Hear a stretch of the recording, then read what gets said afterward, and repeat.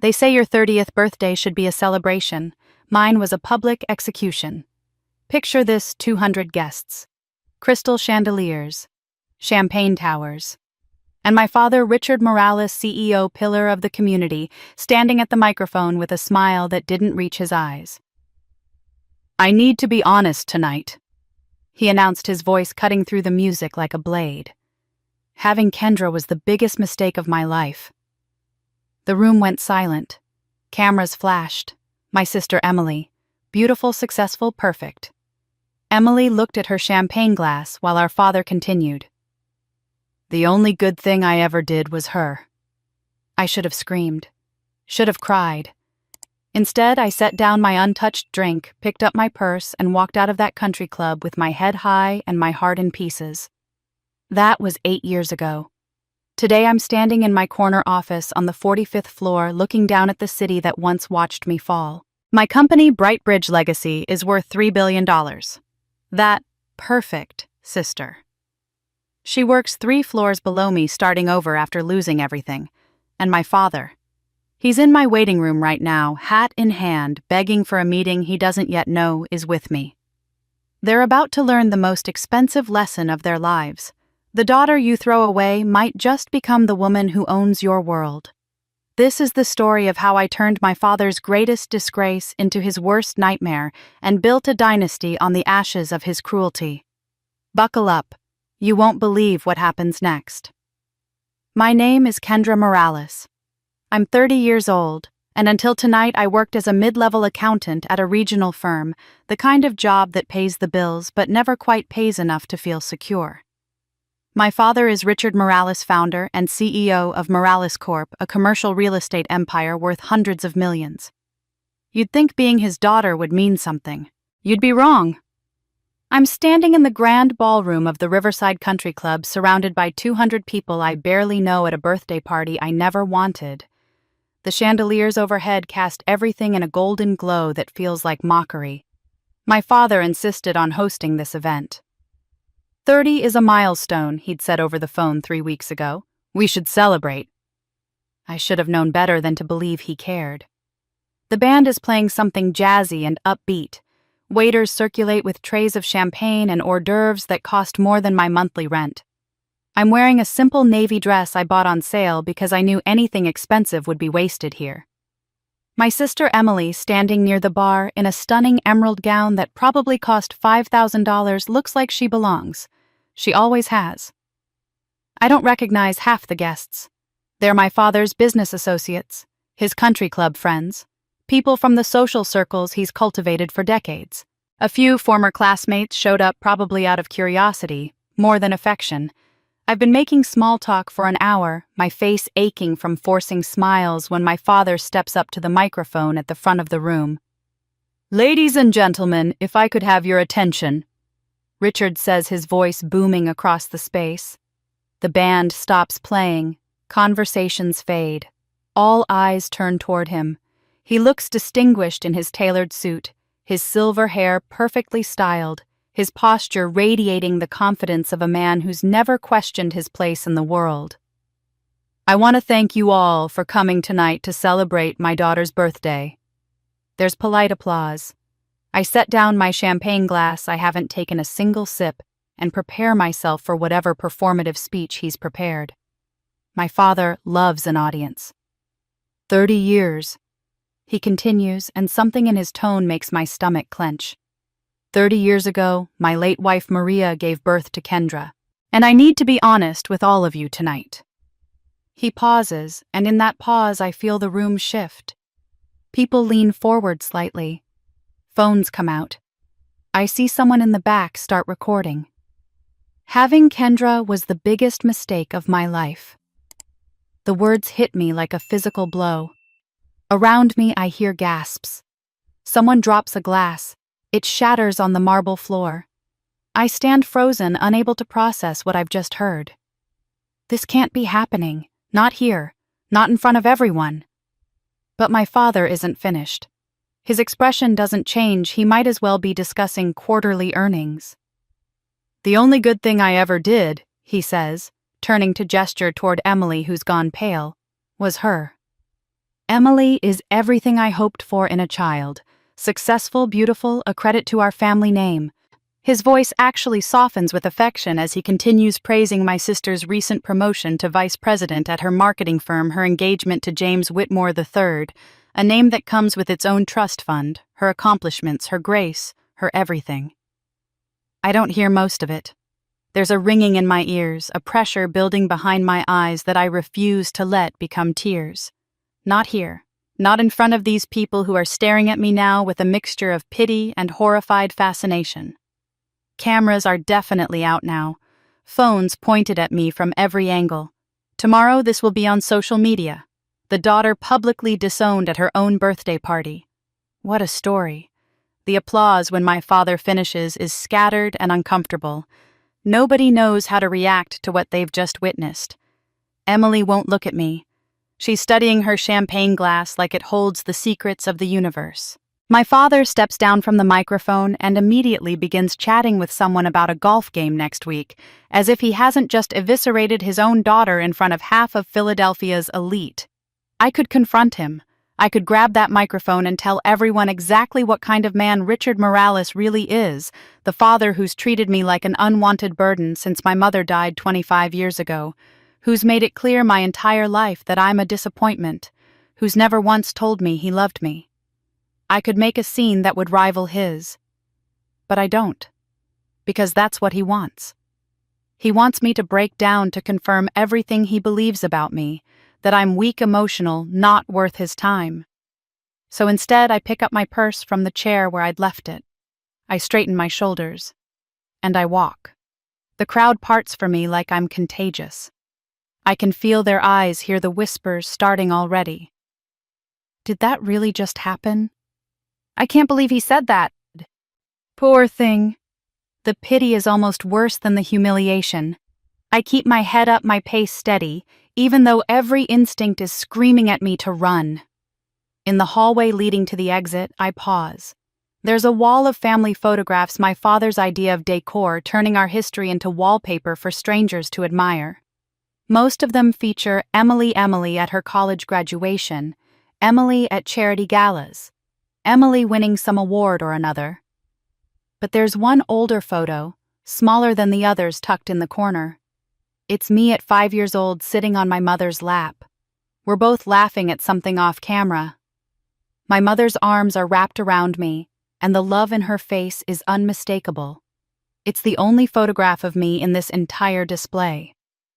I pull out my phone and take a picture of it. My hands are shaking now that no one can see them, but I manage to capture it. This proof that once someone in my family loved me, that once I mattered. My phone buzzes with incoming texts. OMG, are you okay? That was horrible. I'm so sorry. What just happened? I delete them all without reading past the previews. I don't need their pity. I don't need their horror. I need to get out of here. Outside, the October air is cold enough to sting. The valet looks uncomfortable, word travels fast, but he retrieves my 10-year-old Honda without comment. I tip him $20 I can't really afford because I need anyone to see me as more than what just happened in there.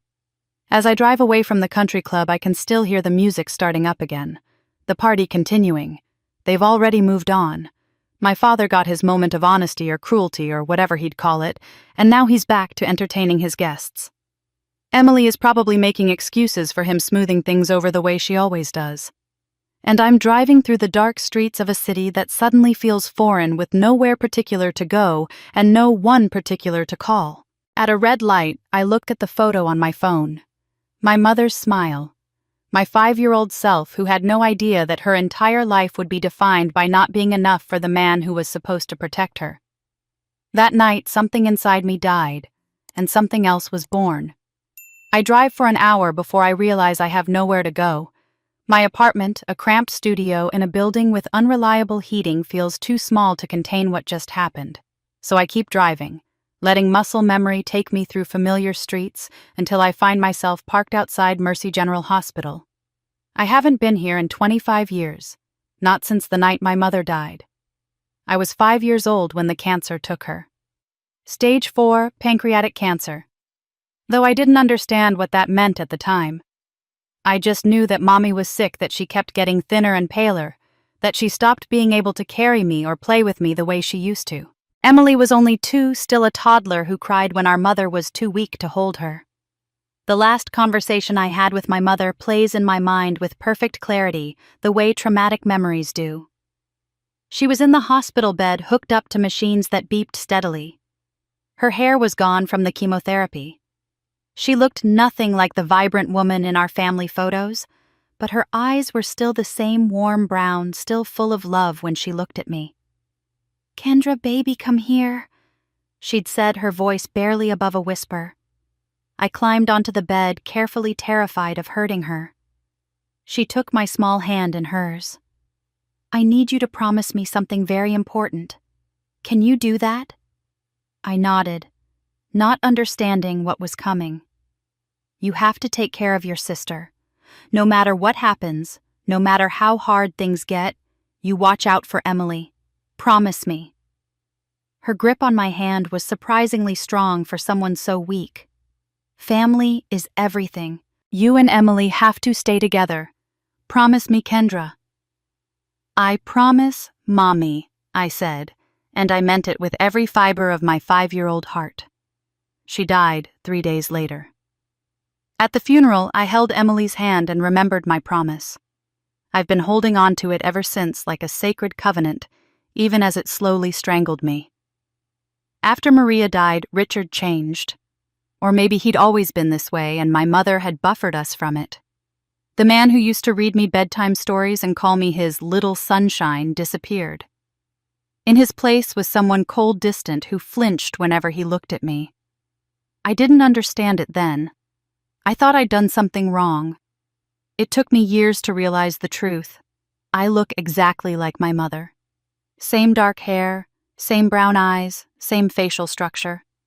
As I grew older, the resemblance became impossible to ignore. Every time Richard looked at me, he saw Maria. And seeing Maria meant remembering what he'd lost, feeling pain he didn't know how to process. So instead of dealing with his grief, he dealt with me by pushing me away, by making me invisible, by eventually making me feel like I was the problem.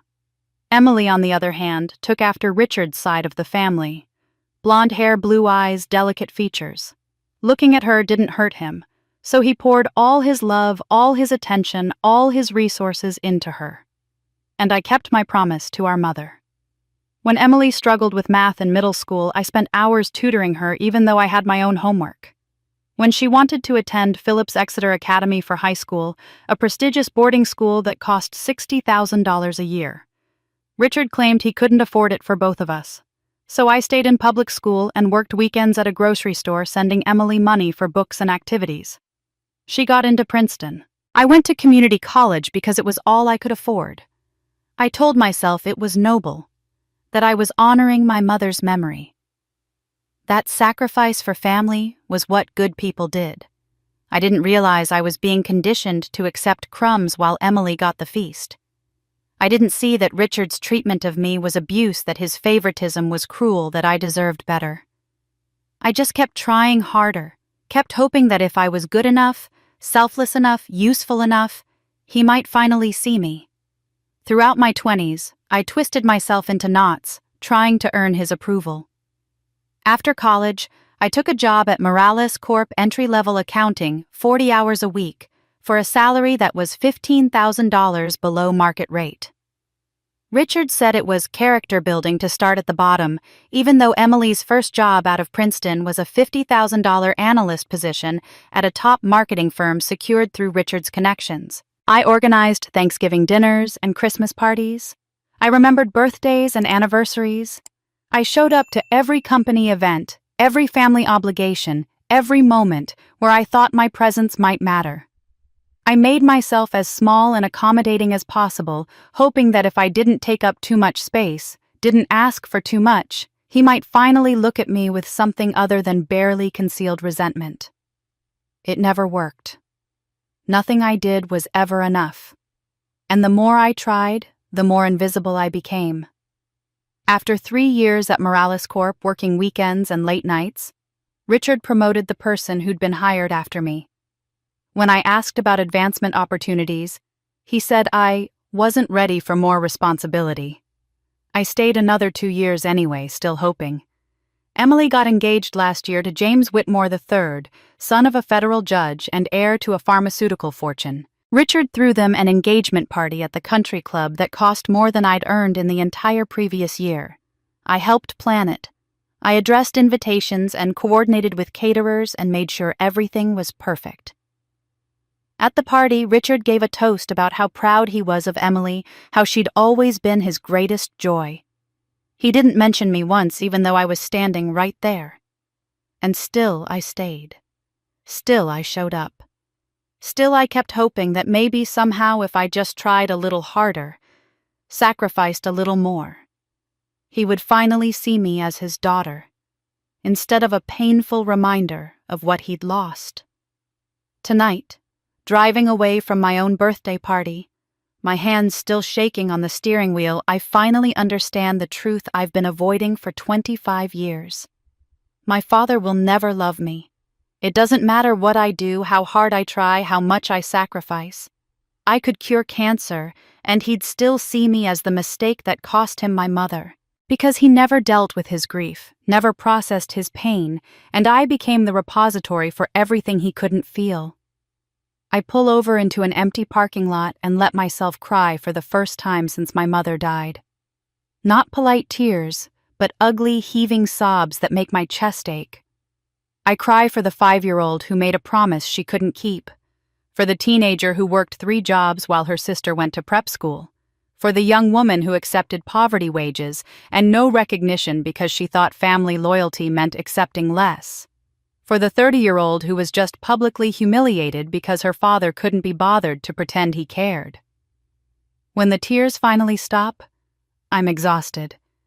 But there's something else underneath the exhaustion, something harder, sharper, something that feels almost like clarity. I promised Mom I'd protect Emily even if it meant losing myself. The call comes 3 days after the party. I'm at work, pretending that my life hasn't imploded when my phone buzzes with Richard's name. I consider not answering, but 25 years of conditioning makes my finger swipe to accept before my brain can intervene. "You need to come get your things from the house," he says without preamble.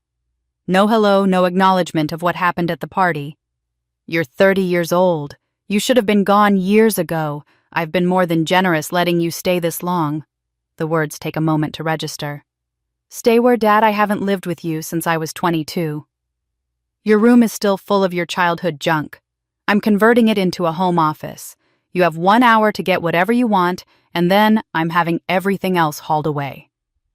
He hangs up before I can respond. I stare at my phone, a bitter laugh catching in my throat. Of course.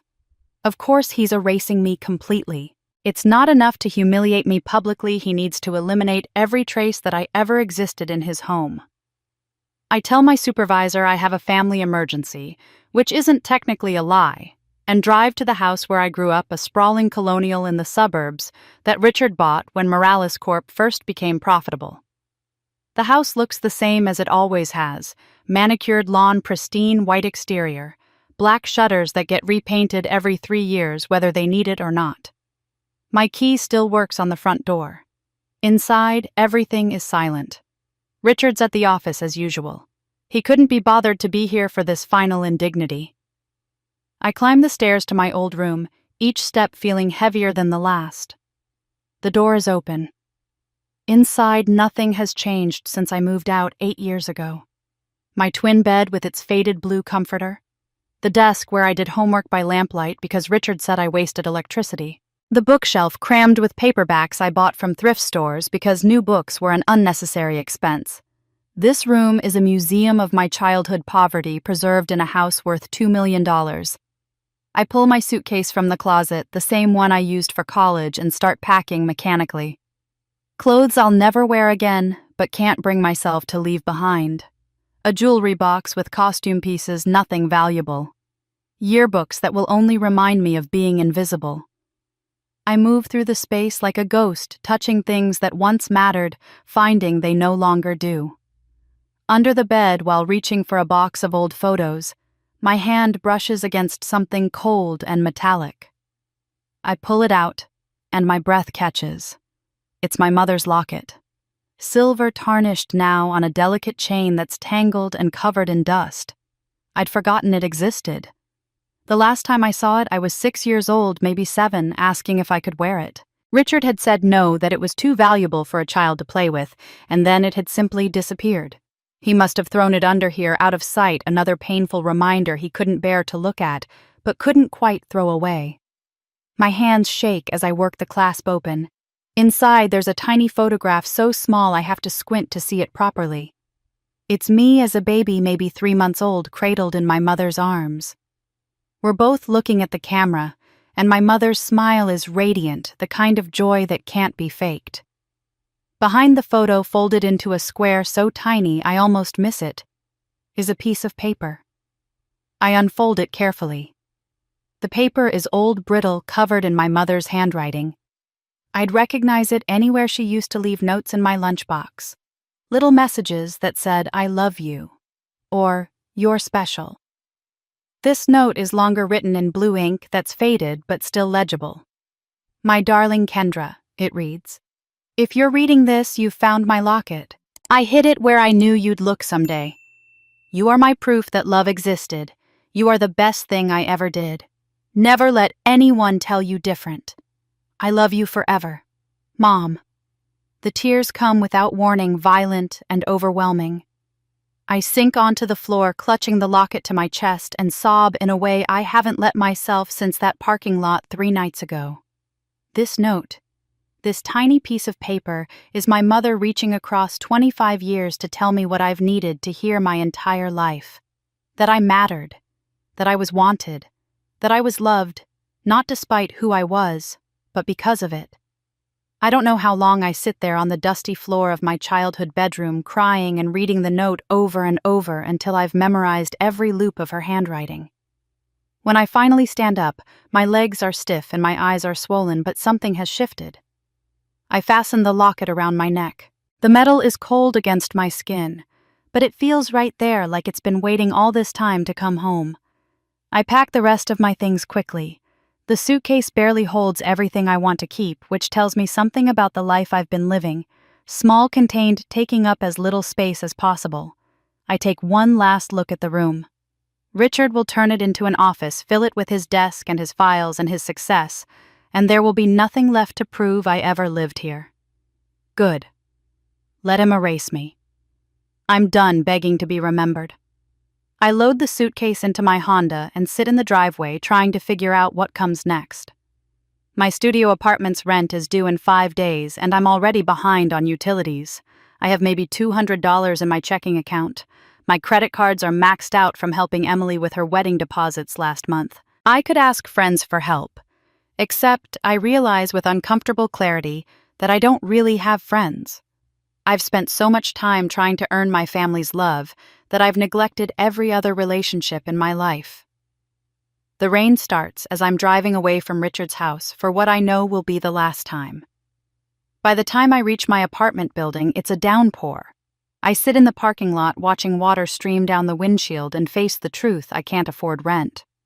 Even if I could, my landlord has been looking for an excuse to evict me since I was late last month. I need to save every dollar I have. So instead of going inside, I drive to the Walmart parking lot on the edge of town. It's the kind of place where people park overnight and nobody asks questions.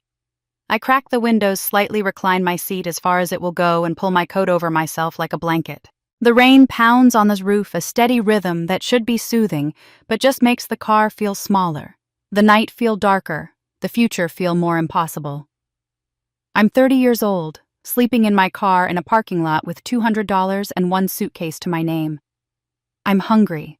I haven't eaten since this morning, and scared in a way that makes my chest tight. I'm completely, utterly alone. But I reach up and touch the locket around my neck, feel the weight of it, the proof that someone once loved me unconditionally. And in the darkness, listening to the rain, I make myself a promise. I will survive this. I will rebuild. I will prove that I was never the mistake my father called me. I don't know how yet, but I know this with absolute certainty. I'm done being invisible. I'm done accepting less. I'm done believing I'm worthless. I didn't have a home anymore, but I had her love. I spend 4 nights sleeping in my car before I accept that I need a real plan. The Walmart parking lot security guard has started giving me looks, and I've run out of excuses for why I'm always there. My $200 has dwindled to $73 after gas and the cheapest food I can find. I need work, and I need it immediately. Elaine's Diner sits on a busy corner downtown, the kind of place that's been there so long nobody remembers when it opened. It's open 24 hours, always busy, always hiring according to the faded sign in the window. I walk in at 6 in the morning, knowing I look terrible. My hair needs washing, my clothes are wrinkled from being packed in a suitcase I haven't slept properly in days. But I'm desperate, and desperation makes you brave in ways nothing else does. The woman behind the counter is maybe 60 with steel gray hair pulled into a neat bun and sharp eyes that seem to see everything. Her name tag reads Elaine. I ask if they're hiring, and she looks me up and down in a way that should make me feel judged but somehow doesn't. "You ever waitress before?" she asks. "No, but I'm a fast learner. I'll do whatever you need. Waitressing, cleaning dishes, anything. I just need work." She studies me for another long moment. "You running from something?" The question catches me off guard. I could lie, but something about her directness deserves honesty. Running toward something, I hope. Elaine nods like this makes perfect sense. $6 an hour plus tips. Shifts are either 6 to 2 or 2 to 10. You show up on time, you work hard, you treat customers with respect even when they don't deserve it. Can you do that? Yes, ma'am. Start tomorrow, 6 a.m., don't be late. I work both shifts that first week, 12-hour days that leave my feet aching and my back screaming. The work is harder than anything I've ever done, not intellectually but physically, emotionally. I carry heavy trays, memorize orders, smile at people who snap their fingers to get my attention like I'm a dog. Some customers are kind, many aren't, and a few recognize me. "Hey, aren't you that girl?" a woman says on my 3rd day, loud enough for the whole diner to hear. "From that video, the one whose dad said she was a mistake at her birthday party." Her friends pull out their phones, scrolling until they find it. The clip has been viewed over 2 million times. They watch it right there at the table, their eyes flicking between the screen and my face confirming I'm the same person. I want to disappear. I want to walk out and never come back. Instead, I smile and ask if they need refills on their coffee. They leave a $2 tip on a $40 check. This happens more than once. The viral video follows me like a shadow, and in a city the size of Philadelphia, enough people have seen it that I'm recognized several times a week. Some are sympathetic, their pity obvious in their over-generous tips and sad eyes. Others are cruel in the way people can be when they encounter someone else's humiliation. They enjoy it, feed off it, feel better about their own lives by comparison. I endure it because I have no choice. Survival. I'm learning isn't about having pride. It's about swallowing your pride and showing up anyway. It's about doing what needs to be done even when every part of you wants to quit. It's about putting one foot in front of the other, because stopping means giving up, and giving up means Richard was right about me all along. 2 weeks in, a businessman in an expensive suit comes in and sits at one of my tables. He's maybe mid-30s with dark hair starting to gray at the temples, and the kind of quiet confidence that comes from genuine success rather than inherited wealth. He orders coffee and sits there for an hour working on his laptop, leaving a $20 tip on a $3 check. The next day, he comes back and does the same thing. By the 3rd week, he's a regular, always requesting my section, always polite, always tipping far more than necessary. His name is Marcus Hayes, and there's something about the way he watches me that should make me uncomfortable, but doesn't. It's not creepy or inappropriate. It's more like he's studying me, trying to figure out a puzzle. He notices things. When a customer is particularly rude to me, his jaw tightens. When I'm running behind and stressed, he waves off his order and tells me to take my time.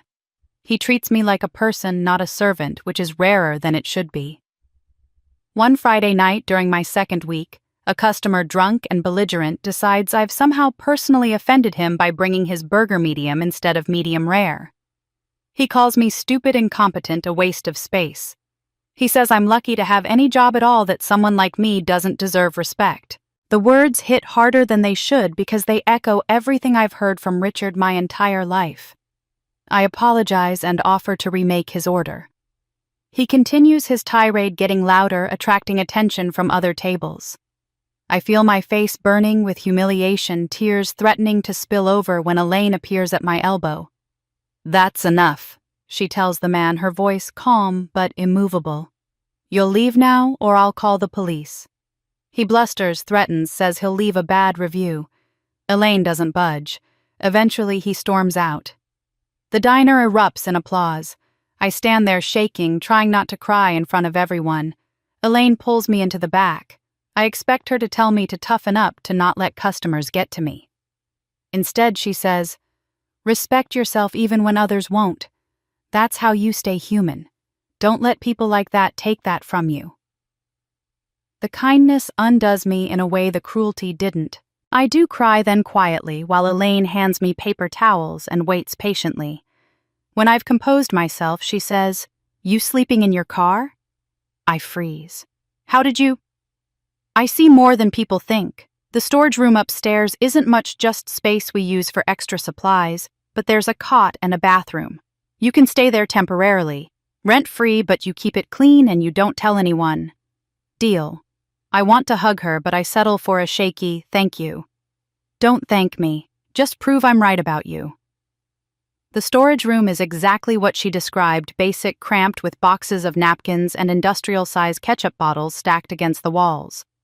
But it has a door that locks, a window that opens, and a roof that doesn't leak. It's the first real shelter I've had in 2 weeks, and I'm so grateful I could cry again. 3 weeks after Marcus Hayes becomes a regular, he leaves me a $500 tip on a $6 check. Underneath the money is a note written on the back of his business card in neat handwriting. "You remind me of someone who refused to break."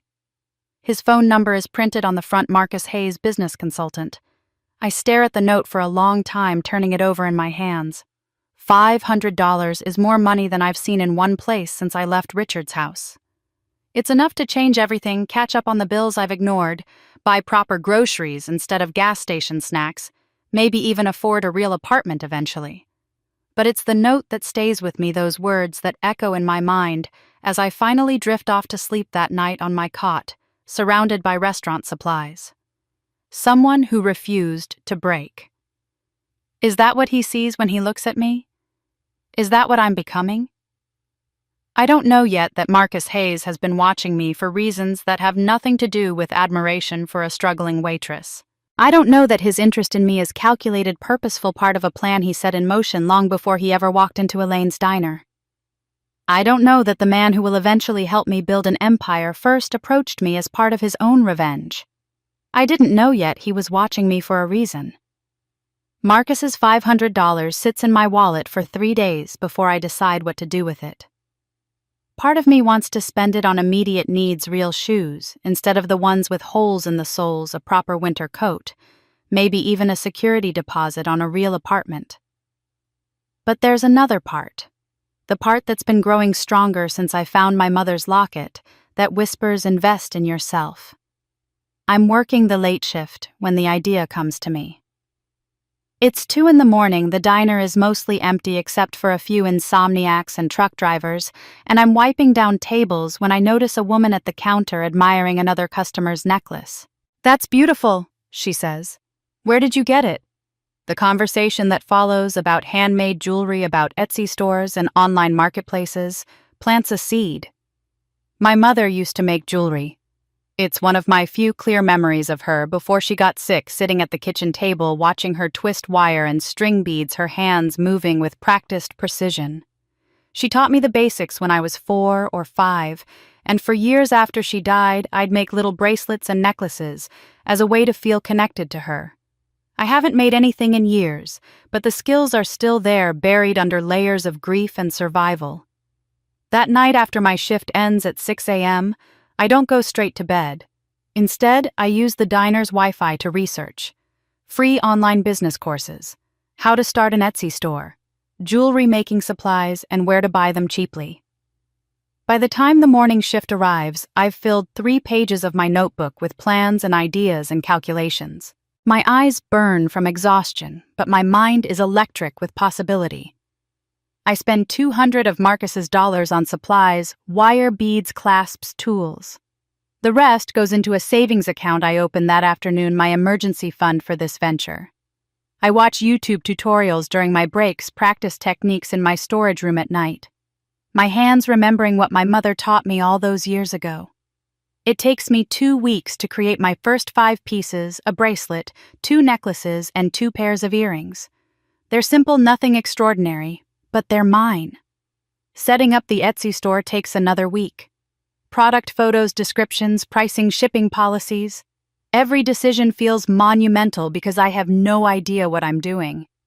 When I finally publish the store, my heart pounds as I click the button.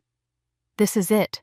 My first real attempt at building something that's entirely my own. The first month, I get 0 sales. Not a single person even favorites my items. I refresh the page, obsessively convinced something must be wrong with the site, but no people are simply scrolling past my work without a second glance. The rejection stings more than I expected. I'm used to being overlooked, but this feels different. This time, I'm being judged on my actual merit, not my last name or my resemblance to my dead mother, and apparently my merit isn't enough. Elaine finds me in the storage room one night, staring at my unsold inventory with tears in my eyes. I try to hide it, but she sits down on the cot beside me anyway. "Not going well?" she asks. "I haven't sold a single thing. Maybe I'm kidding myself. Maybe I'm not good enough." "Let me tell you something," Elaine says, her voice firm. "Success isn't luck, it's survival. Most people quit after the first fall. Winners fall 7 times, stand up 8. You think this diner was always successful?" She laughs, but there's pain in it. 30 years ago, my husband left me for his secretary, took half our savings, and disappeared. I was 50 years old with no college degree and no work experience. Everyone said I should give up, get a job at the grocery store, accept my lot. Instead, I took what money I had left and bought this failing diner nobody wanted. I look at her with new understanding. What happened? First year, I almost went bankrupt. Second year wasn't much better. But I showed up every day. I learned from every mistake. I didn't quit.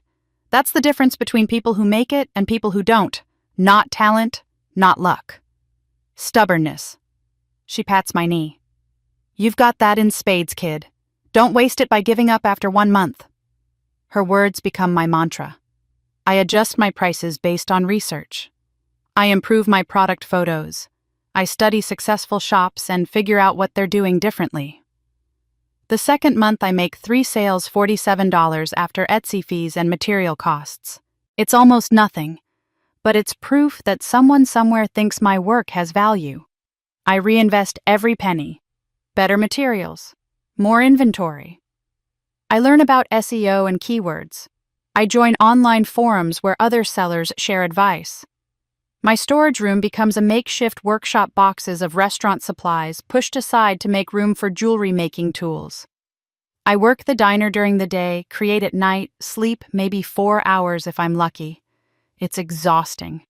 There are days when I'm so tired I can barely stand, when customers are cruel and my hands ache from repetitive motion, and I wonder if I'm slowly killing myself for a dream that will never materialize. But something keeps me going. Maybe it's Elaine's story, maybe it's the locket around my neck, maybe it's pure spite at the idea of proving Richard right. Whatever it is, I don't quit. Sales trickle in, $5 here, $20 there. I get my first 5-star review and nearly cry reading it. Beautiful work exactly as described, will buy again. A stranger thinks my work is beautiful. The validation feels almost dangerous in its intensity. Month 3, $82. Month 4, $160. Month 5, $312. I'm learning what sells, what doesn't, how to market, how to engage with customers. I'm getting better at the craft itself, my pieces becoming more refined, more confident. Month 6. Something shifts.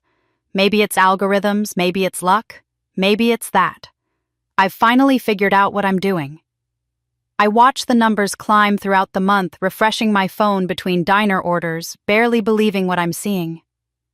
On the last day of month 6, my total sales hit $1,300.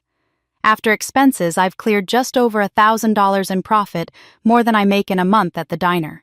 I stare at the number on my phone screen, standing in the storage room at 3 in the morning, and something cracks open inside me. It's not about the money, though. The money matters when you've been surviving on scraps.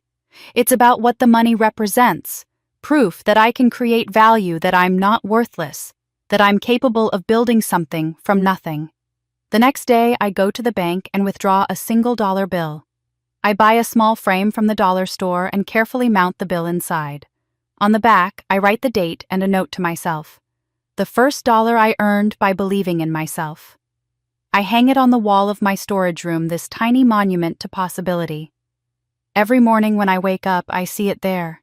Evidence that I'm not the mistake Richard called me, that I'm not defined by being unwanted. I'm someone who can build, someone who can create, someone who refuses to stay broken. It wasn't about money anymore, it was about dignity. By month 8, my Etsy store is generating $1,500 a month in profit.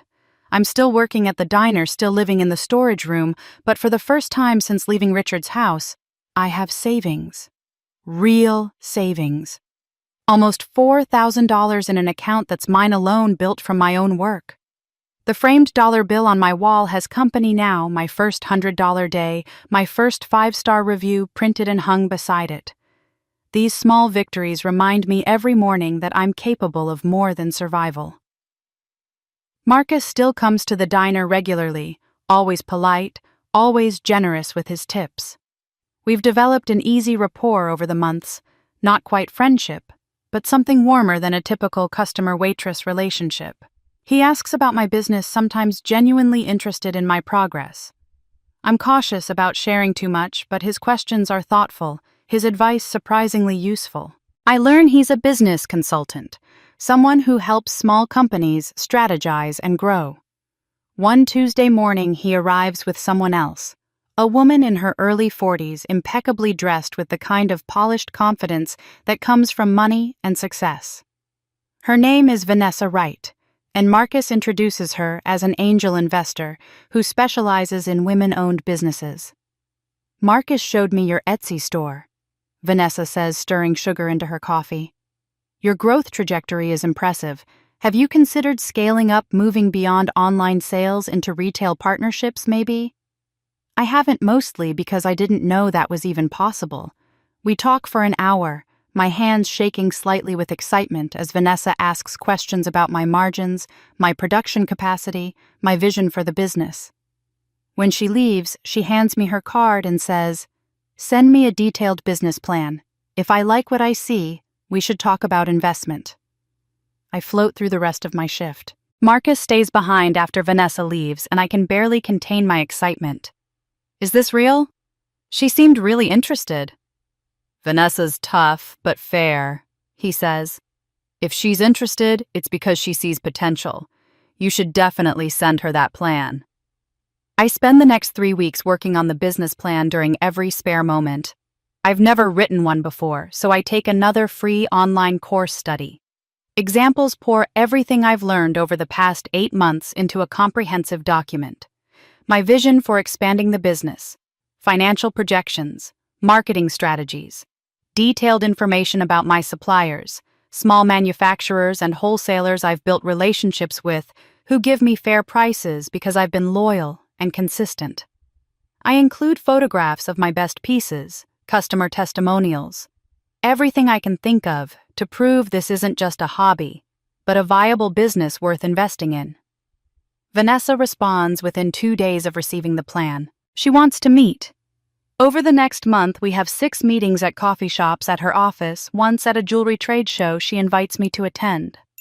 She asks penetrating questions about every aspect of the business. She wants to know my suppliers' names, my exact costs, my manufacturing process. I tell her everything.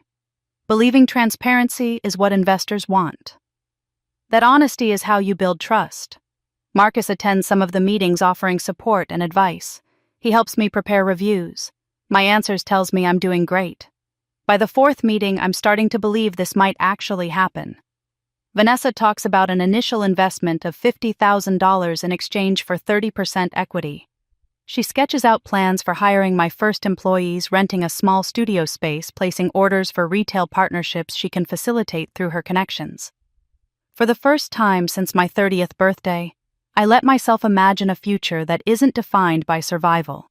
I picture my own studio employees' jewelry in actual stores with my name on the tag. I picture calling Emily to tell her I've made something of myself after all. I even imagine in my weakest moments Richard seeing my success and finally understanding he was wrong about me. 2 weeks after our final meeting, while I'm waiting to hear about the formal investment offer, I discover a new jewelry brand trending on social media. The company is called Wright Designs. The owner is Vanessa Wright, and every single piece in her debut collection is nearly identical to my designs. The initial shock gives way to sick realization as I scroll through her website. Not just the designs, she's using the exact same suppliers I spent months cultivating relationships with. She's undercut my prices by partnering with them for bulk orders I could never afford. She's hired professional photographers and models, launched a massive marketing campaign, secured placement in boutiques I'd dreamed of approaching.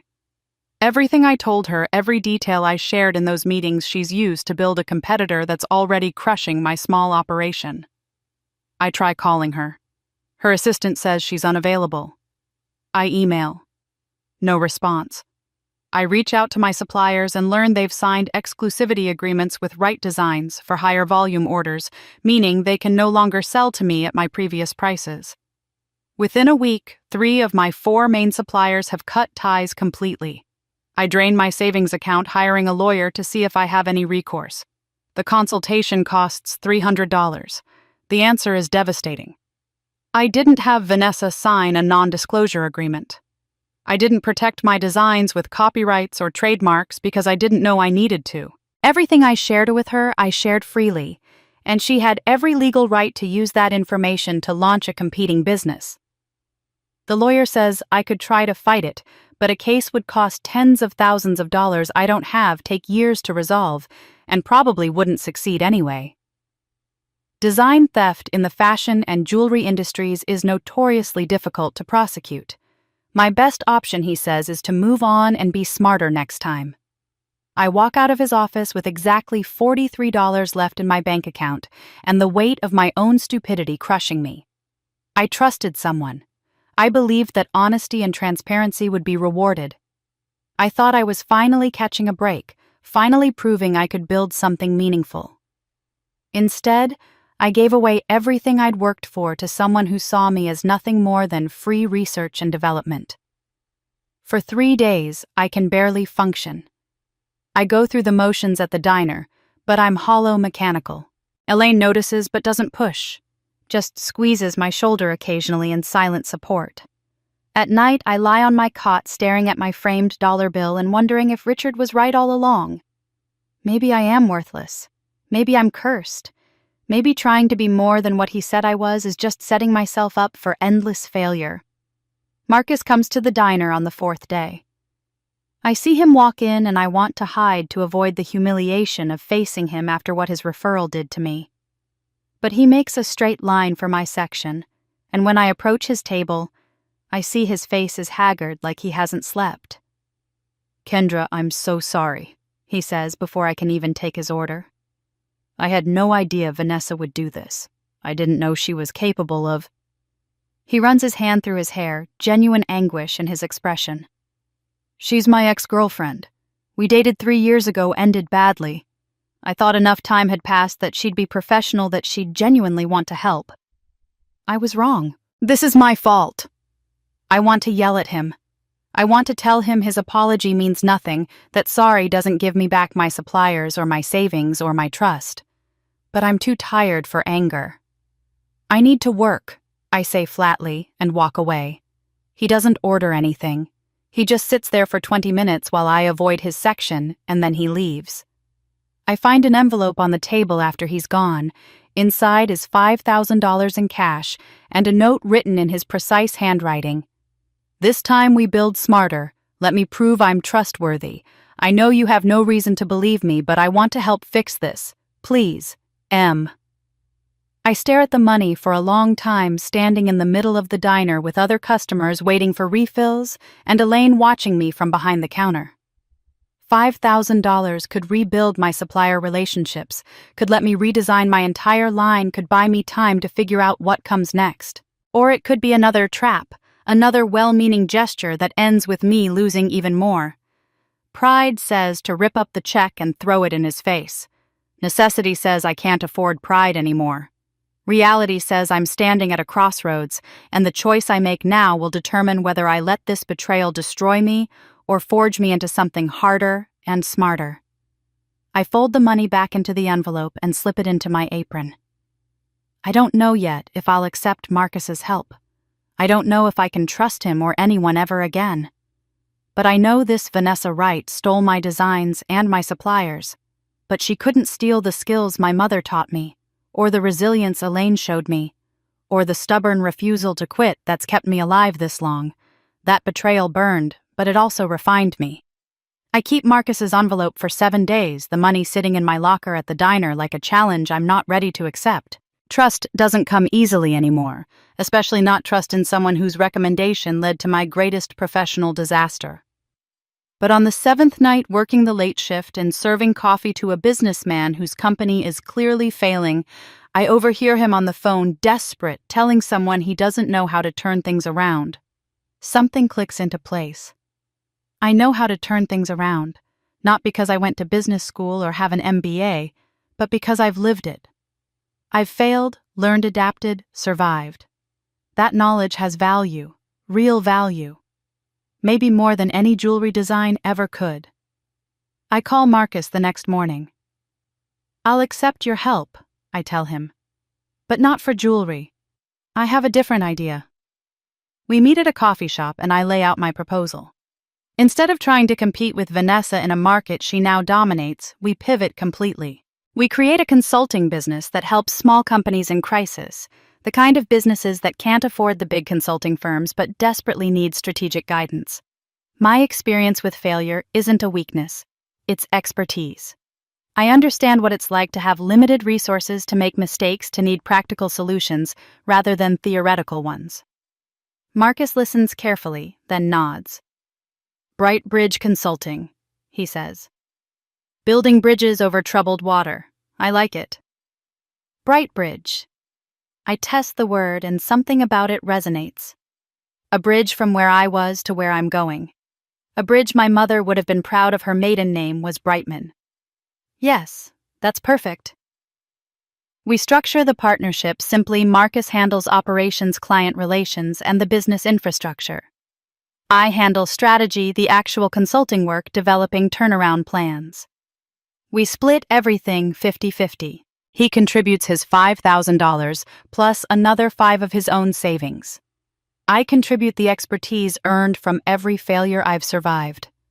Our first client comes through word of mouth, the desperate businessman from the diner. His family bakery has been losing money for 2 years, drowning in debt, facing foreclosure.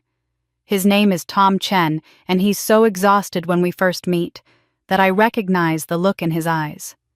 It's the same look I saw in my own mirror a year ago. I spend 2 weeks studying his business, analyzing every detail. The problem isn't the product, his pastries are excellent. The problem is pricing too low, operating hours that don't match customer traffic, and no marketing strategy whatsoever. I create a comprehensive plan, adjust prices by 15%, focus on wholesale contracts with local coffee shops, shift hours to maximize peak times, invest in basic social media marketing. Tom is skeptical. "What if we lose customers with the price increase?" "You're already losing the business," I tell him gently. "You can't afford to keep undervaluing your work. Trust me, I learned this the hard way." He implements the plan. 3 months later, his bakery is profitable for the first time in 2 years. He refers us to 3 other struggling business owners. By month 6, we have 8 clients. By month 9, we have 12, and Brightbridge is generating enough income that I can finally afford to leave the diner. Elaine cries when I give my notice, but they're happy tears. I knew you'd fly eventually, she says, hugging me tight. You just needed someone to believe in you first. You saved my life, I tell her, and I mean it. I wouldn't be here without you. She waves this off, but we both know it's true. The storage room above her diner gave me more than shelter. It gave me space to become someone new. I rent my first real apartment, a small one-bedroom that's entirely mine. No shared walls with restaurant supplies, no smell of coffee and bacon at all hours. Just mine. I hang my framed dollar bill on the wall and add to it my first consulting check, a photo of the Chen family bakery grand reopening testimonials from clients whose businesses we've saved. But success brings new challenges. At least half our potential clients, when they learn I'm the lead strategist, respond with skepticism barely disguised as politeness. How old are you? One asks during our first meeting. Do you have an MBA? Asks another. I'd prefer to work with Marcus directly, says a third, assuming Marcus is the real brain behind Brightbridge. The gender bias is constant, exhausting, infuriating.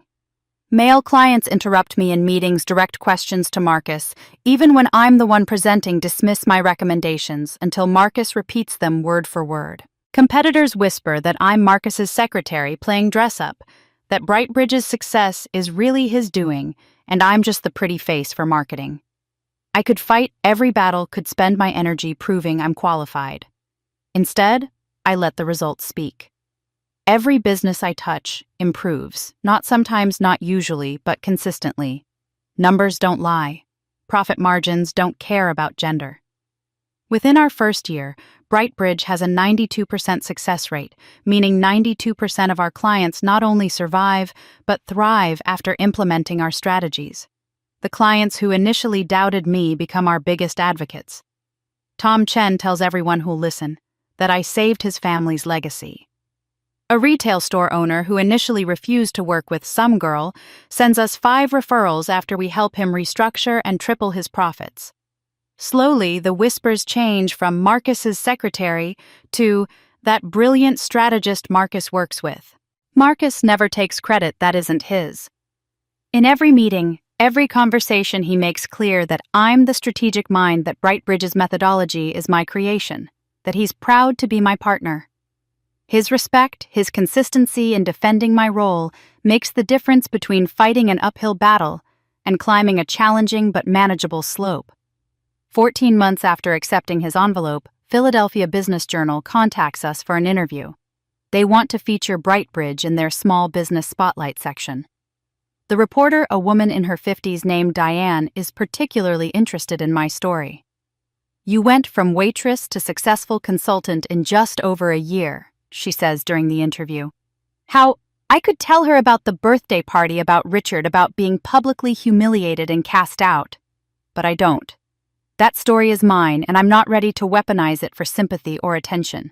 Instead, I focus on the work on failure, as education on resilience, as a skill on the value of lived experience. The article runs with the headline, "The Woman Who Rose from Nothing, How Kendra Morales Built Brightbridge Consulting." There's a photo of me in my small office wearing my mother's locket, looking confident and professional. The article details my rapid success, my innovative approach to business consulting, my commitment to helping underdogs succeed. It mentions Marcus as my partner, but makes clear I'm the visionary behind the company's strategy. My phone explodes with new client inquiries within hours of publication. LinkedIn messages from potential investors. Interview requests from other outlets. One message stands out. It's from a former classmate. Saw the article. Your dad must be so proud. I delete it without responding. But I wonder if Richard saw it, if he even recognized my name, if he connected the Kendra Morales building, a successful consulting firm, with the daughter he called his biggest mistake. Probably not. I'm beneath his notice, always have been. What I don't know is that Emily did see it. She's sitting in her pristine office at the marketing firm, scrolling through the business journal during a slow afternoon when she sees my face staring back at her from the screen. She reads the article twice, something uncomfortable twisting in her chest. Pride, maybe, or guilt, or envy. She saves the link, but doesn't share it, doesn't call, doesn't reach out. She tells herself I probably don't want to hear from her anyway. Richard sees it too, 3 weeks later when a colleague mentions Brightbridge helped save his cousin's restaurant. He pulls up the article, skims it dismissively. Local business journal puff piece, he thinks. Probably exaggerated. He doesn't even fully register that the woman in the photo is his daughter, or maybe he does register it and simply doesn't care. Either way, he closes the tab and returns to his own business concerns, never imagining that the daughter he discarded is building something that will eventually eclipse everything he's accomplished. A competitor at a networking event asks me with barely concealed condescension how I handle the pressure of such a soft approach to business empathy, partnership focusing on people rather than pure profit metrics. I smile and say what I've come to understand as fundamental truth. They call me soft. I call it strength. 7 years pass in a blur of growth, learning, and transformation. Brightbridge expands from Philadelphia to New York, then Boston, then 15 cities across the East Coast. What started as 2 people in a coffee shop becomes a firm with 63 employees, all dedicated to helping businesses on the brink of failure find their way back to profitability. I'm 38 years old, and for the first time in my life, I'm not just surviving, I'm thriving. The growth isn't easy or linear. We make mistakes, lose clients, face setbacks that keep me up at night questioning every decision. But Marcus and I have developed something rare in business: genuine partnership built on mutual respect and complementary skills. He keeps us organized, efficient, scalable. I keep us innovative, empathetic, effective. Together, we've created something neither of us could have built alone. The morning I see my face on the cover of Forbes magazine, the regional edition, but still, I have to sit down from shock. The new face of compassionate consulting, the headline reads. Inside is a 6-page feature about Brightbridge's unconventional approach, our success rate, my philosophy that businesses are made of people, and you can't fix one without understanding the other. The photo shoot took 4 hours, and in every shot I wear my mother's locket. The photographer asked about it, and I said simply, "It reminds me where I came from."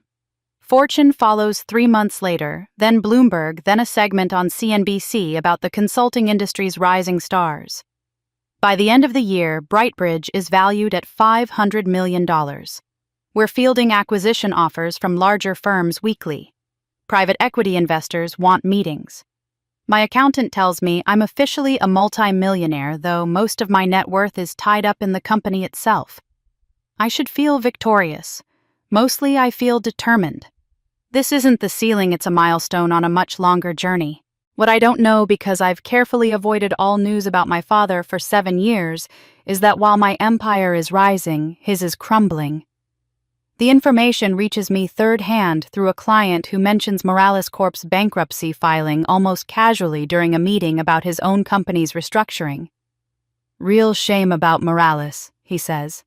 "They were a major player for decades, but this silent partner thing, whoever that was, they were ruthless." I keep my face professionally neutral, but my heart rate spikes. What happened exactly? From what I heard, some Delaware company systematically bought up all their debts over the course of 2 years, then called them all in at once. Morales couldn't liquidate fast enough to cover everything. The company that did it, Hayes and Stone, I think disappeared right after. Nobody knows who actually owned it. Corporate espionage at its finest, or revenge. Either way, Morales Corp is done. I excuse myself from the meeting early, claiming a scheduling conflict, and spend the rest of the afternoon in my office with the door closed, searching for information. The business press has covered it extensively. Morales Corp, once worth $300 million, filed for Chapter 11 bankruptcy 8 months ago. Creditors are fighting over the scraps. The company will be dissolved, assets sold. Richard Morales, once celebrated as a commercial real estate visionary, is now a cautionary tale about over-leveraging and poor risk management. I find a recent photo of him leaving a courthouse and I barely recognize the man. He's aged 20 years and 7, his hair completely white, his face haggard. He looks defeated in a way I've never seen. Part of me, the part that's still that 5-year-old desperate for her father's love, feels a pang of something like sympathy. The larger part, the part that remembers every cruelty and rejection, feels nothing at all. But Emily is different. I search for her name and find tabloid articles, gossip columns, the kind of coverage reserved for public falls from grace. Her husband James filed for divorce 2 years ago, the court documents revealing that Emily knew about Richard's tax fraud schemes but never reported them. The scandal cost her the VP position she'd worked so hard for. Her company issued a statement distancing themselves from Ms. Whitmore and her family's legal troubles. She's been photographed leaving court, caught by paparazzi, looking thin and exhausted, her perfect life dismantled piece by piece. The same outlets that once praised Emily as Philadelphia's golden girl now mock her fall with barely concealed glee. From princess to pariah, one headline reads. Another, the real housewife of federal court. The schadenfreude is ugly, but it's also how media works. They build you up to tear you down, and Emily's fall is particularly dramatic because her rise was so public. I close my laptop and sit in my corner office, floor-to-ceiling windows, overlooking the city furniture. I chose myself, walls covered with thank you notes from clients whose businesses we saved, and try to process what I'm feeling. I should feel triumphant. I should feel vindicated. Richard destroyed himself, and Emily's complicity in his crimes destroyed her. Justice, in a way, served itself without me lifting a finger. Instead, I feel hollow. 7 years I've spent building this company, proving my worth, and they never even noticed. Richard saw the Forbes article my assistant found proof. He Google searched my name after that issue came out, but he didn't reach out, didn't acknowledge it. Probably didn't even fully process that his disgraced daughter had become successful. To him, I remained invisible even when I was on magazine covers. Marcus knocks on my door, entering when I don't respond. He takes one look at my face and closes the door behind him. You heard about Morales Corp? It's not a question. Marcus always seems to know what I'm thinking before I say it. How long have you known? I ask. About 6 months. I was waiting for the right time to tell you, but there never seemed to be a right time. He sits across from my desk. Are you okay? I don't know what I am. I turn my chair to look out the window. The city sprawls below us, full of businesses struggling and succeeding people fighting their own battles. Part of me is glad. Is that terrible? It's human. He hurt you. It makes sense that you'd feel some satisfaction in his failure. But I also keep thinking about Emily. She's not like him, Marcus. She's weak and she made terrible choices, but she's not cruel. And now she's lost everything because of him. I touch the locket at my throat, a habit I've developed when I'm stressed. My mother made me promise to take care of her. I've spent 7 years pretending she doesn't exist because it was easier than confronting everything. But she's still my sister. Marcus is quiet for a moment. What do you want to do? I don't know yet. Maybe nothing. Maybe they deserve to figure this out on their own. But even as I say it, I know it's not true. The promise I made at 5 years old still has power even after everything. Or maybe I want to see them, see what they've become, see if Richard has any idea who I've become. 3 weeks later, a lawyer representing Richard contacts my office. They're liquidating assets, and apparently there are some documents that need my signature, something about officially releasing any claims to inheritance or family property. The lawyer sounds harassed, like he's making dozens of these calls, checking boxes on an endless list. He asks if I can come to Richard's house to sign the papers, as Richard is not currently mobile enough to travel to a law office. I agree to come not for the documents, but because I need to see this with my own eyes. I need to close this chapter of my life one way or another. The appointment is set for 2 weeks from now. I mark it in my calendar, this meeting with a past I've spent 7 years running from. As I close my computer for the night, I catch my reflection in the darkened window, successful, powerful, the woman Richard said I could never be. I've built an empire while his fell apart. I've helped hundreds of businesses survive while his collapsed. I've proven beyond any doubt that I was never the mistake he called me. While they fell, the world finally saw me rise. The call comes on a Thursday afternoon, interrupting a strategy meeting with our Seattle office. My assistant knows better than to interrupt unless it's urgent, so when she knocks and mouths important, I excuse myself and take the call in the hallway. Ms. Morales, this is David Chen from Chen & Associates. I'm the attorney handling the liquidation of Morales Corp assets. His voice is professional but weary, like he's made too many difficult calls today. I'm calling about a more personal matter. Your father, Richard Morales, is in declining health. He's asked me to contact you. He's requesting to see you before... A pause.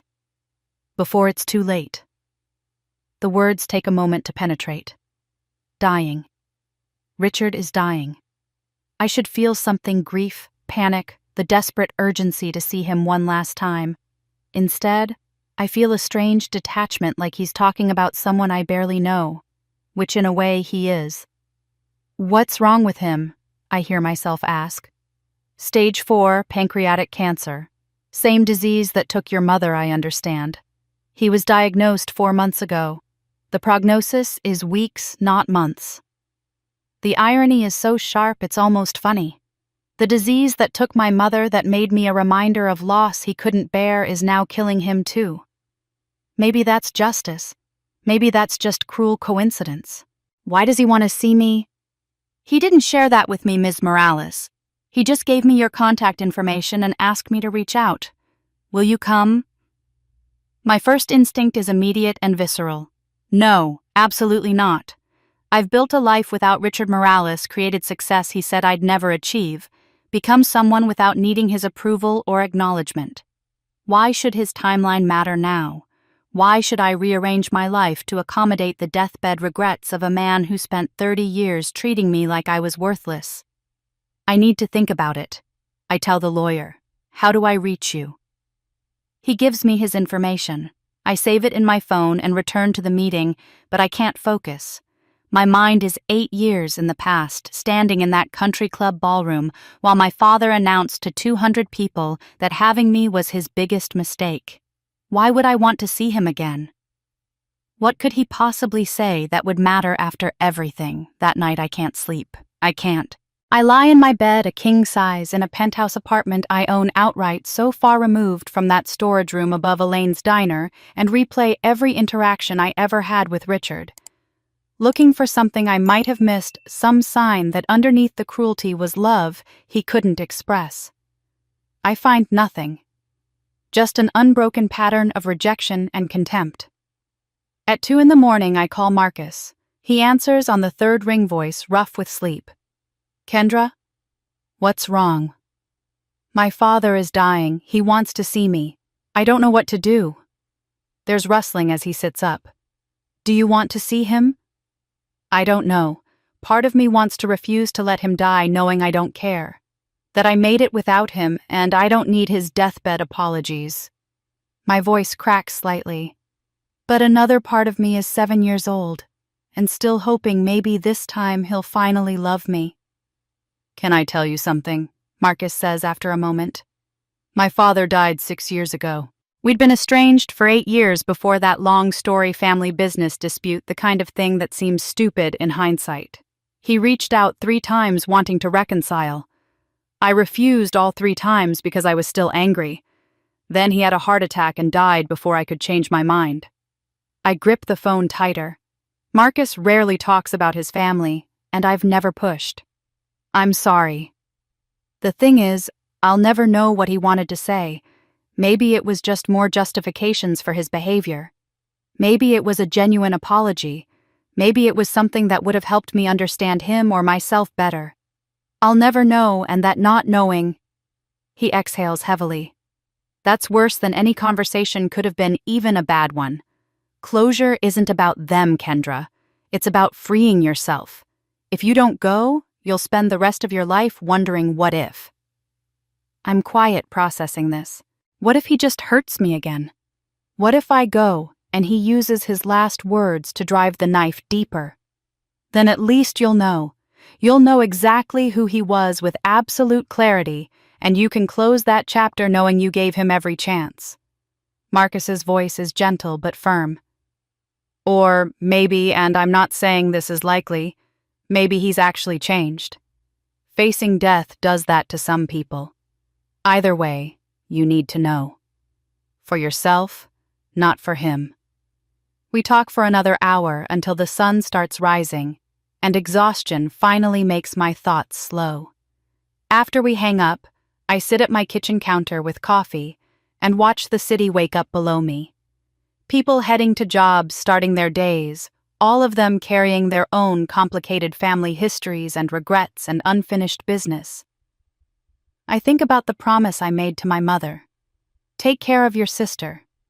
I haven't spoken to Emily in 8 years, haven't reached out even after learning about her divorce and disgrace. If I go see Richard, I'll have to face her too, confront my own failure to keep that childhood vow. 3 nights pass in similar sleeplessness. I throw myself into work during the day trying to outrun the decision, but it follows me home every evening. On the 3rd night, I pull out my phone and look at the photo I took 8 years ago. 5-year-old me with my mother, both of us smiling.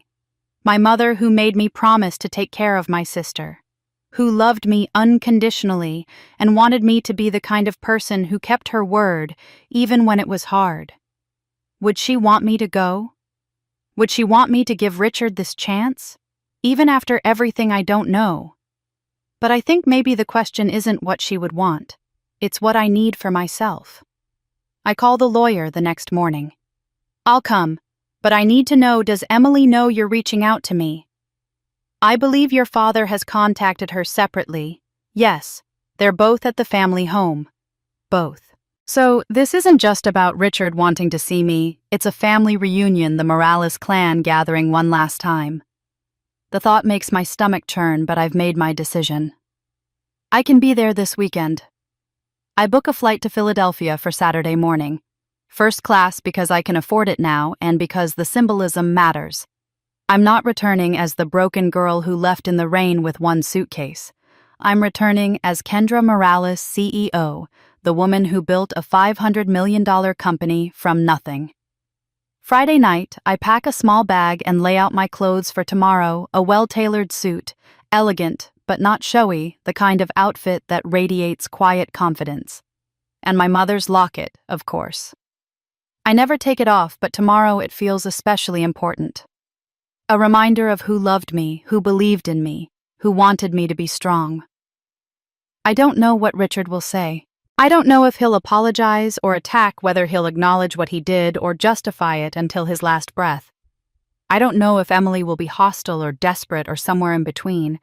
I don't know how I'll feel seeing them again, walking into that house where I was never truly welcome. But I know this. I'm not going for his sake. I'm going for mine. I need to look him in the eye, not as his rejected daughter, but as the successful woman he said I could never be. I need to prove to myself that I've truly moved past him, that his opinion no longer has power over me. For the first time, I wanted to see his eyes, not for love, but for truth.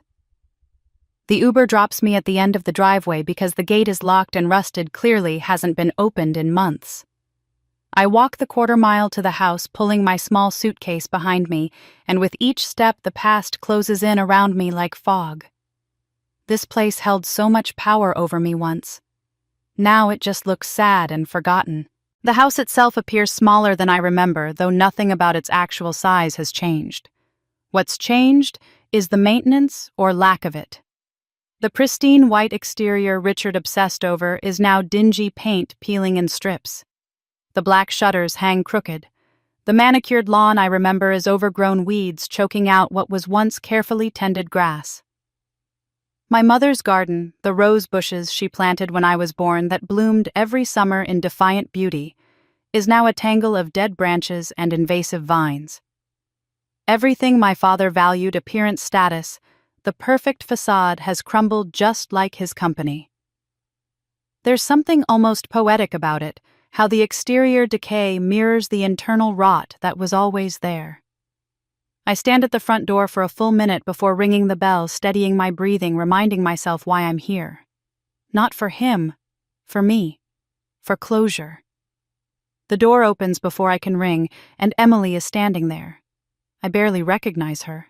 The Emily I remember was polished perfection designer clothes, expertly styled blonde hair, the kind of casual elegance that comes from never worrying about money.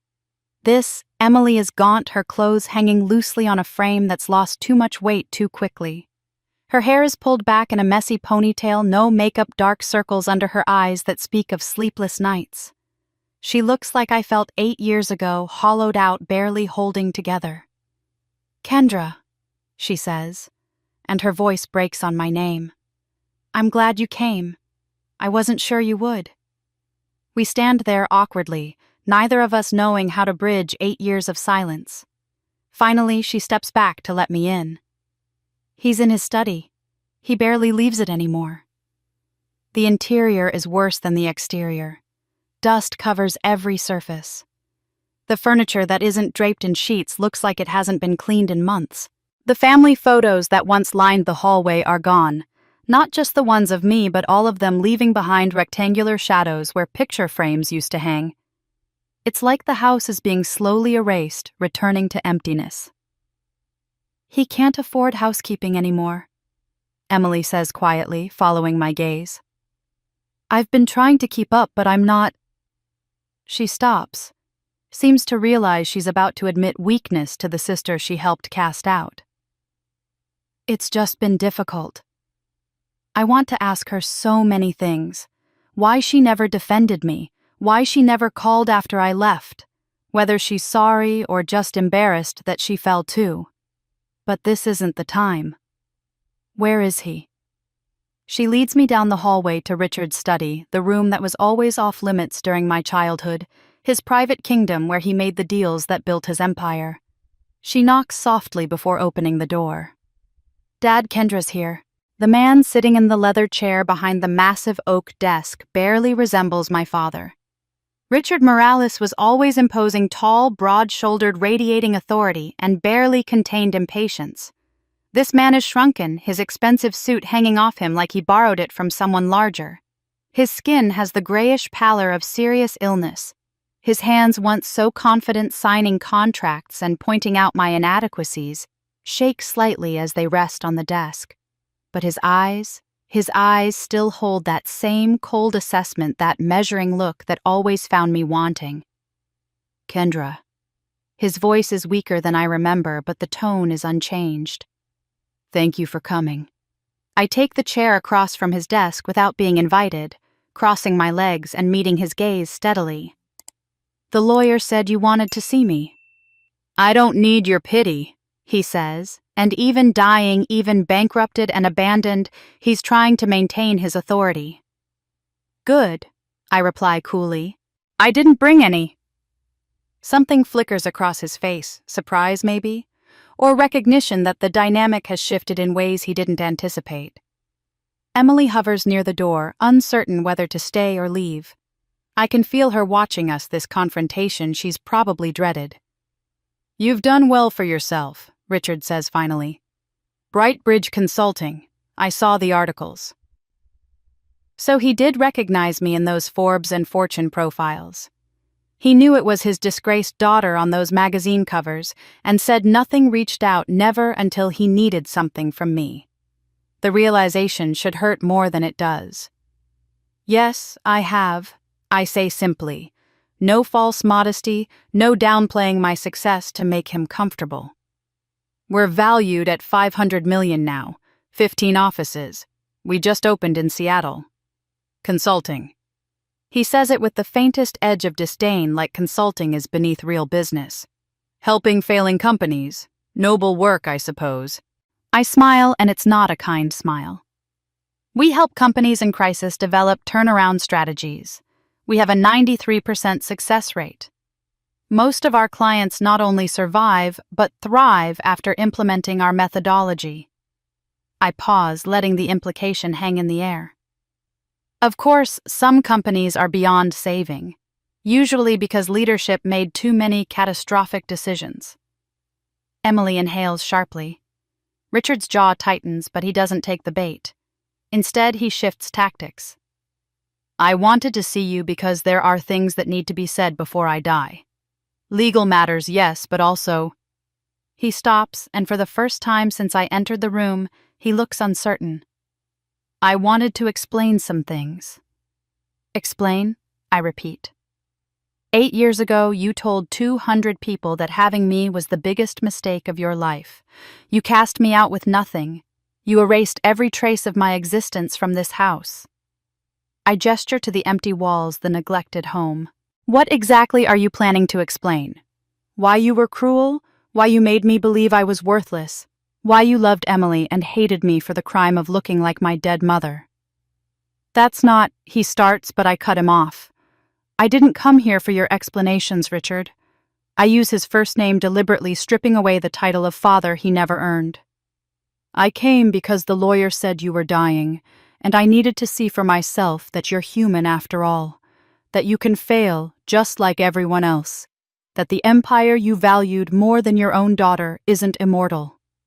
Emily makes a sound halfway between a gasp and a sob. Richard's face flushes with anger, a glimpse of his old power, but his body betrays him. He starts coughing, violent and wet, and has to reach for an oxygen tank beside his desk.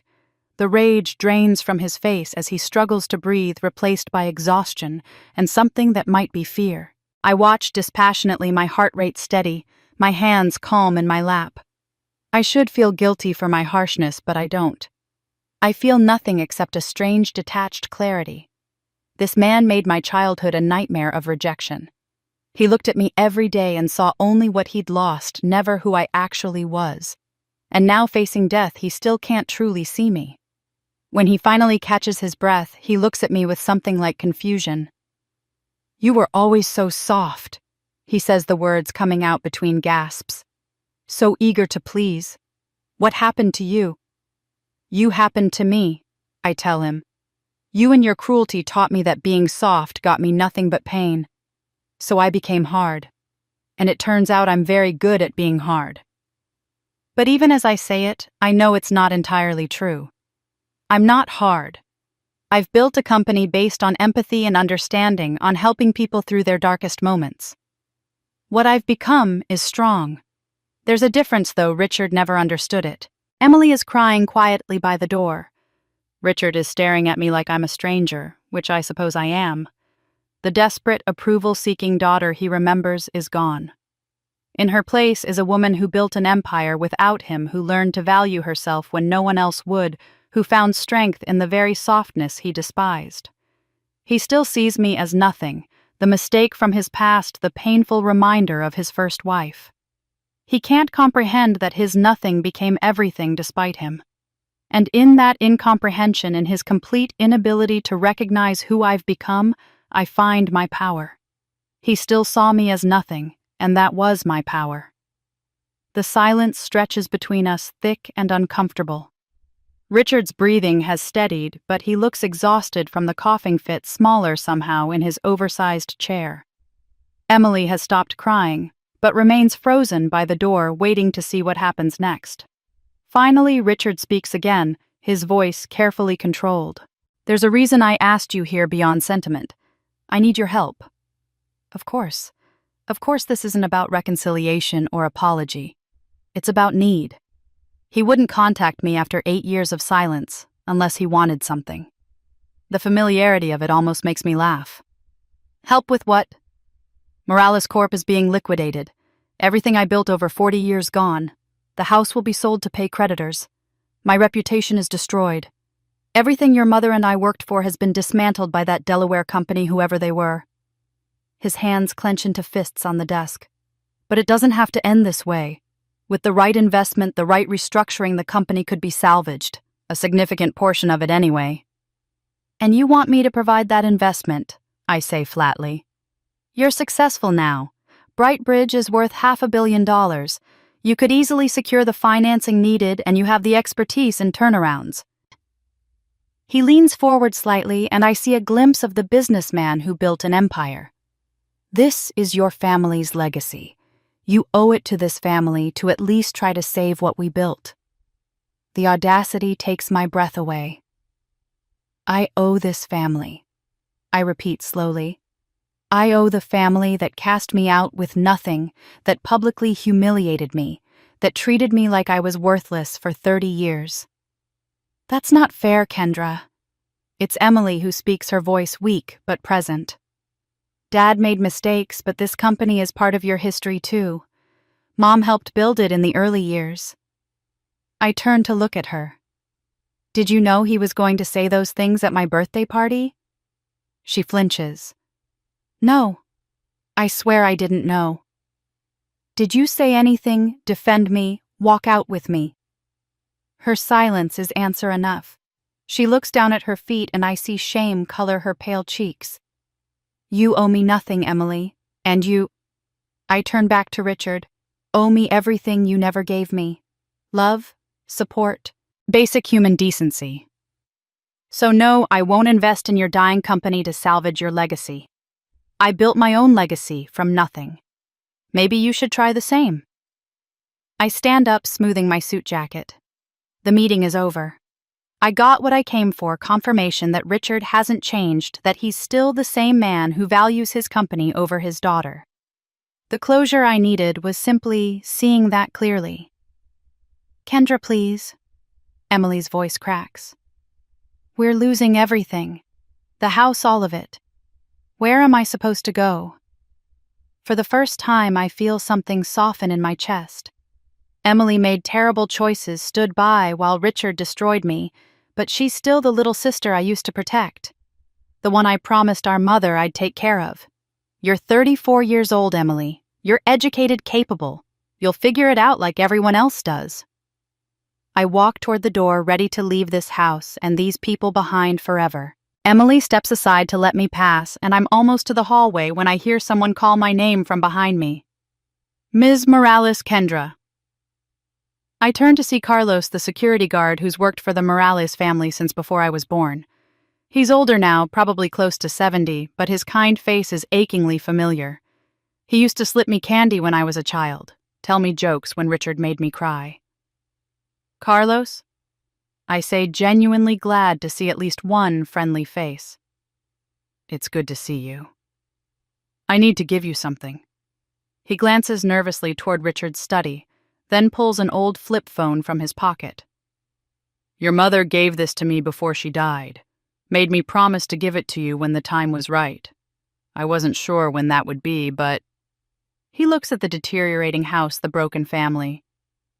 I think it's now. My hands shake slightly as I take the phone. What is it? Just one recording. She said you'd understand when you were ready. And he presses my hand between both of his. Your mother loved you very much, mija. Don't forget that. He leaves before I can ask more questions, disappearing down the hallway with the quiet efficiency of someone who's learned to be invisible in this house. I stare at the ancient phone in my hands, my heart pounding. A message from my mother held in secret for 25 years. I should leave, go back to my hotel, process everything that just happened. Instead, I find myself sitting on the dusty stairs in the front hallway, the same stairs I used to sit on as a child, waiting for Richard to come home, hoping maybe today he'd be happy to see me. The phone powers on with surprising ease. Carlos must have kept it charged all these years. There's one audio file dated 3 weeks before my mother died. My finger hovers over the play button for a long moment before I press it. My mother's voice fills the hallway, and I have to bite my lip to keep from sobbing. I haven't heard her voice in 25 years. It sounds exactly like I remember, warm, gentle, slightly hoarse from the illness. Richard, you need to promise me something. She sounds tired but determined. Maria, you should be resting. My father's voice younger with an edge of desperation I've never heard from him. Promise me you'll love Kendra twice as much when I'm gone. She's going to need you. She's so sensitive, so full of love. Promise me you'll protect that in her. There's a long pause. Then Richard's voice raw with emotion. I can't. What? My mother sounds shocked. I can't promise that, Maria. Every time I look at her, I see you. I see everything I'm failing at, as a husband, as a father. She has your eyes, your smile, your sweetness. When you're gone, looking at her is going to be torture. So you'll punish our daughter for reminding you of your inadequacies? My mother's voice rises angry now. "Richard, she's 5 years old. She needs her father." She reminds me of my failure as a husband. His voice breaks. "I couldn't keep you healthy. I couldn't fix this. Every time I see her, I'll remember that I failed you." My mother is crying now. I can hear it in her breathing. "Then you'll lose both of us. You'll lose me to this disease, and you'll lose her because you're too much of a coward to face your own guilt." The recording ends there. I sit on the stairs, the phone clutched in my hands, tears streaming down my face. After 25 years of wondering what I did wrong, what was broken inside me that made my father unable to love me, I finally have the answer: nothing. It was never about me. It was about his guilt, his inability to process grief, his cowardice in the face of loss. He saw me every day and hated what he saw, not because of who I was, but because I was a mirror reflecting everything he couldn't face about himself. His failure to save my mother, his inability to be the husband she deserved, his weakness masquerading as strength. I understand now why Carlos waited so long to give this to me. I had to become someone whole enough to hear this truth without being destroyed by it. The girl I was 8 years ago, desperate for her father's approval, would have taken this recording as confirmation that she was inherently unlovable. The woman I am now understands it's a confession of Richard's limitations, not my flaws. For the first time in my life, I don't feel anger toward my father. I don't feel the desperate need for his approval or the burning resentment of his rejection. I feel something unexpected and almost uncomfortable pity. Richard Morales wasted 25 years hating a child for reminding him of his own inadequacies. He destroyed his relationship with his daughter because facing his grief was too painful. He built an empire, but couldn't build a relationship with the person who loved him most unconditionally. And now, dying and bankrupt, he's still too trapped in his own narrative to see what he lost. I stand up from the stairs, wiping my tears, and walk toward the front door. I pass Richard's study on the way out, and I can hear him and Emily talking in low, worried voices about money and houses and futures. They sound small and frightened and human. For the first time, I pitied him. I leave Philadelphia that evening without saying goodbye.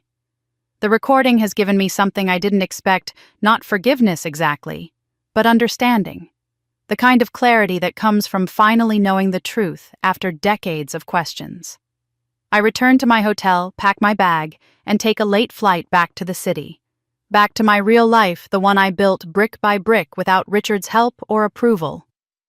Marcus meets me at my apartment, taking one look at my face and pulling me into a hug without asking questions. I tell him everything: the decrepit house, the desperate plea for money, the recording that explained 25 years of rejection. He listens, his arms around me, letting me process out loud. "What are you going to do?" he asks finally.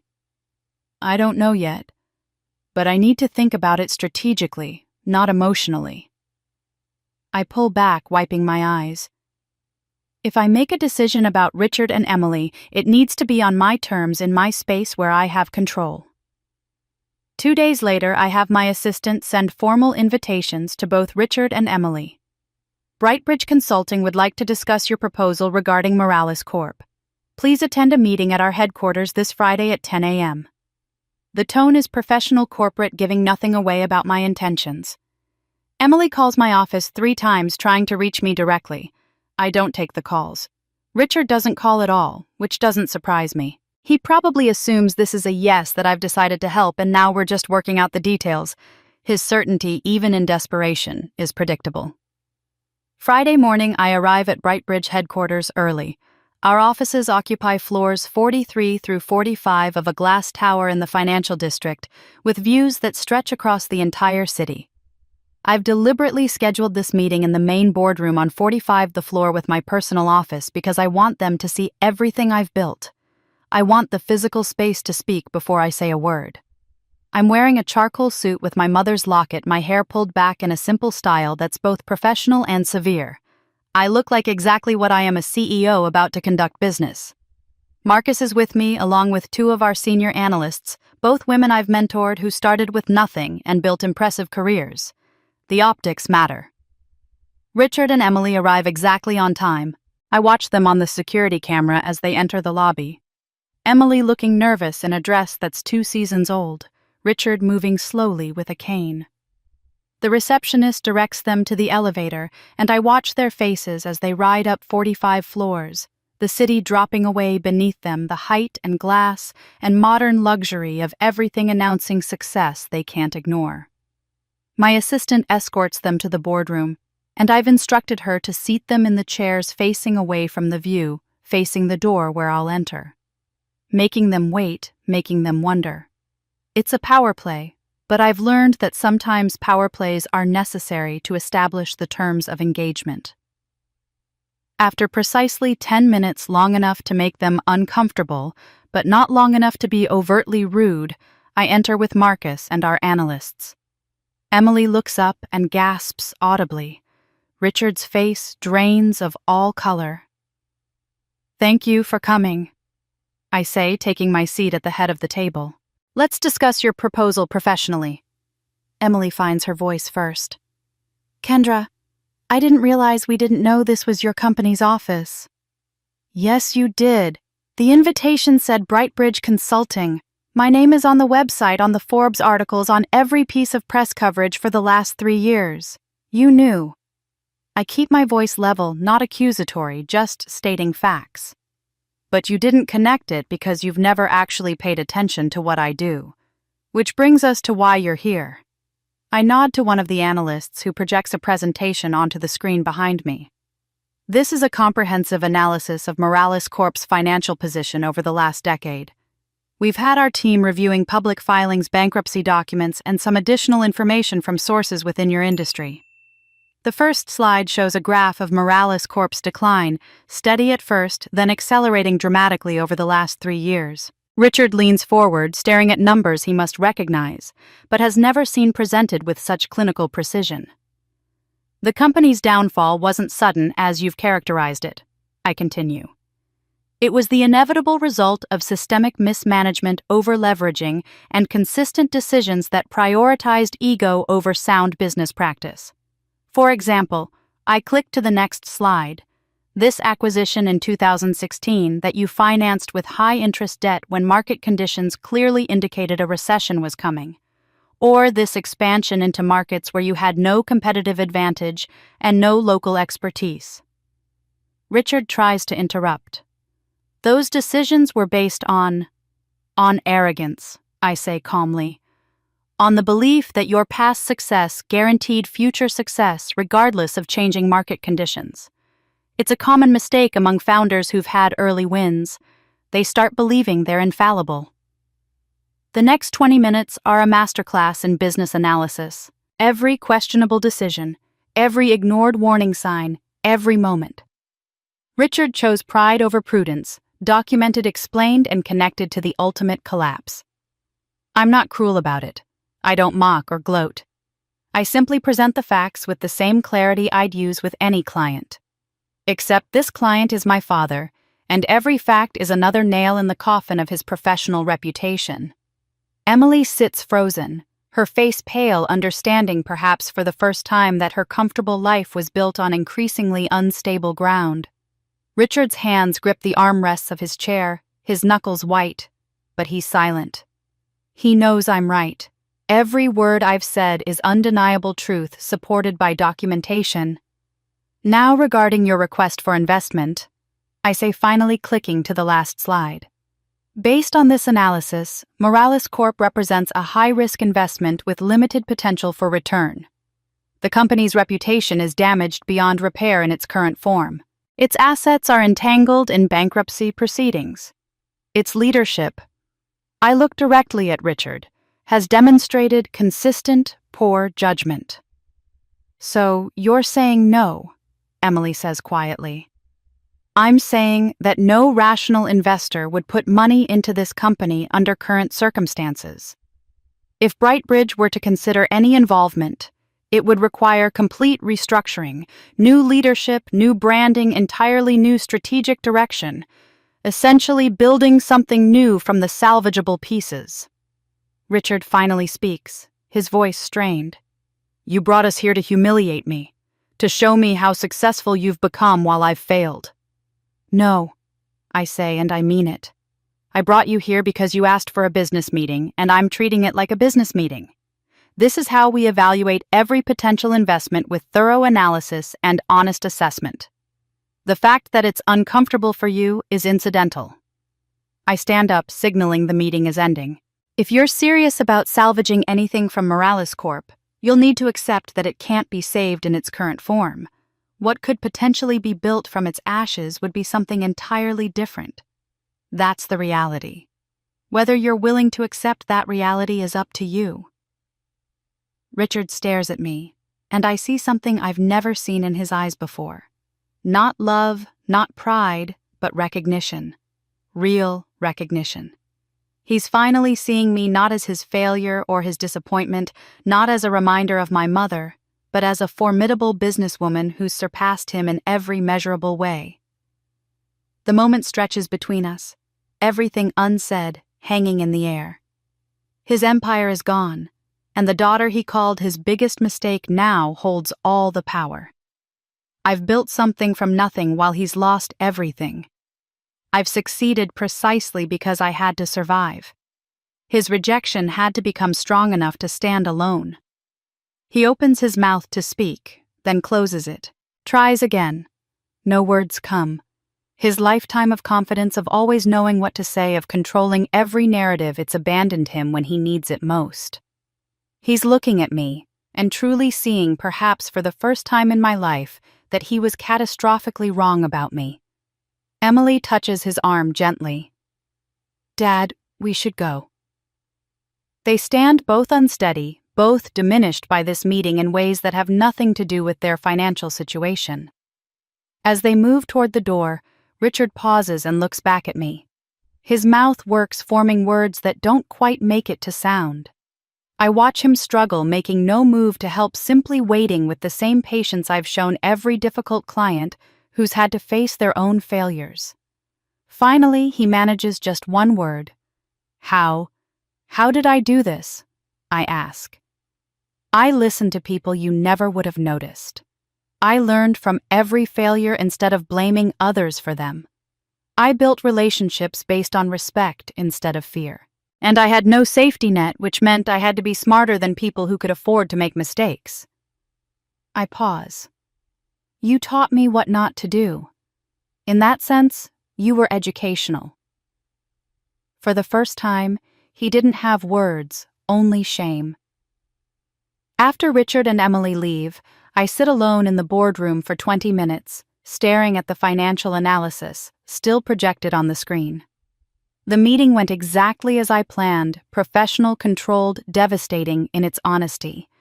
But I don't feel the satisfaction I expected.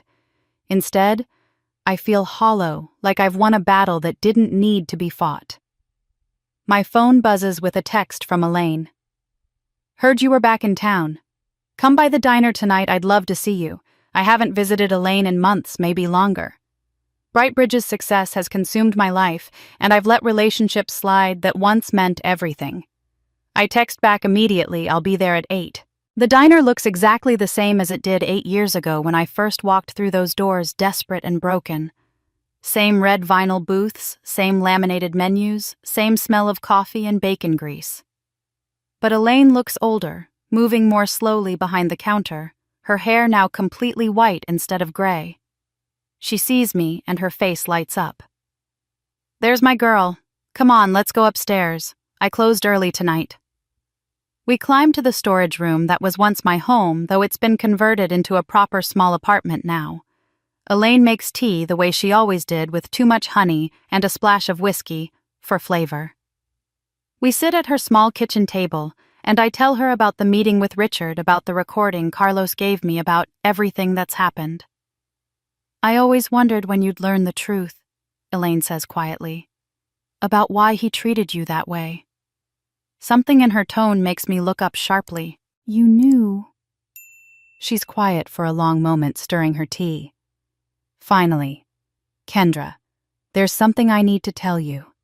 Something I should have told you years ago, but I didn't know how. She takes a deep breath. I'm not just some kind stranger who gave you a job. I'm your mother's older sister. I'm your aunt. The words don't make sense at first.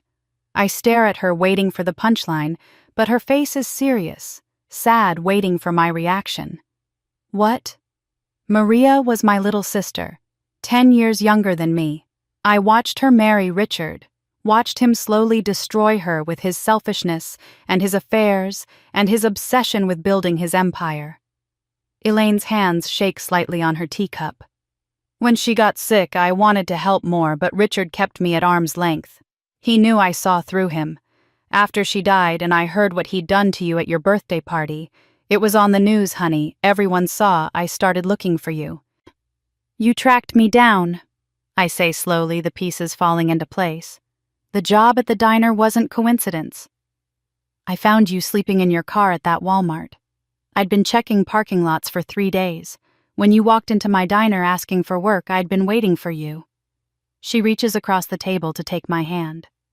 Everything I've done since then, hiring you, giving you the apartment, encouraging you, it was intentional. But it was love, Kendra. Your mother made me promise to watch over you if anything happened to her. I failed for 25 years, but I kept my promise when it mattered most. I should feel angry at the deception, but all I feel is a strange sense of rightness. Why didn't you tell me? Because you needed to build your strength on your own, not knowing you had family helping. And because she hesitates. Because I was ashamed I waited so long. I should have intervened when you were a child, but I was a coward. I told myself it wasn't my place, that Richard was your father. By the time I found my courage, you were already grown and broken. We sit in silence, both of us crying quietly. Another truth revealed, another piece of my history rewritten. But this truth feels different. It doesn't explain cruelty. It explains love. Elaine has been my guardian angel, disguised as a diner owner, and knowing that fills something in me I didn't realize was empty. I'm walking back to my apartment 2 hours later, my mind still processing Elaine's revelation, when I see Marcus sitting on the steps outside my building. It's nearly midnight. He stands when he sees me, and his expression is so devastated that I know immediately something is wrong. We need to talk, he says. I can't keep lying to you anymore. We go up to my apartment in silence. I make coffee neither of us drinks while Marcus paces my living room like a caged animal. Finally, he stops, turns to face me and says, Hayes & Stone LLC, the company that bankrupted your father. That was me. The words hang in the air. I sit down heavily on my couch. What? 10 years ago, Richard Morales destroyed my father's construction company through a combination of bribery, stolen contracts, and strategic lawsuits he knew we couldn't afford to fight. Everything my father had built over 30 years gone in 6 months. He committed suicide 3 months after the bankruptcy finalized. I was 28 years old, and I watched my father put a gun in his mouth because Richard Morales decided our company was in his way. Marcus's voice is flat, emotionless, reciting facts he's lived with for a decade. I spent the next 10 years building power and resources for one purpose: revenge. Hayes & Stone was a shell company I created to systematically acquire Richard's debts and call them in simultaneously. I destroyed him the way he destroyed my father, except I made sure it was legal. Every action I took was within the law, just strategic and ruthless. My mind is racing, trying to understand. And me.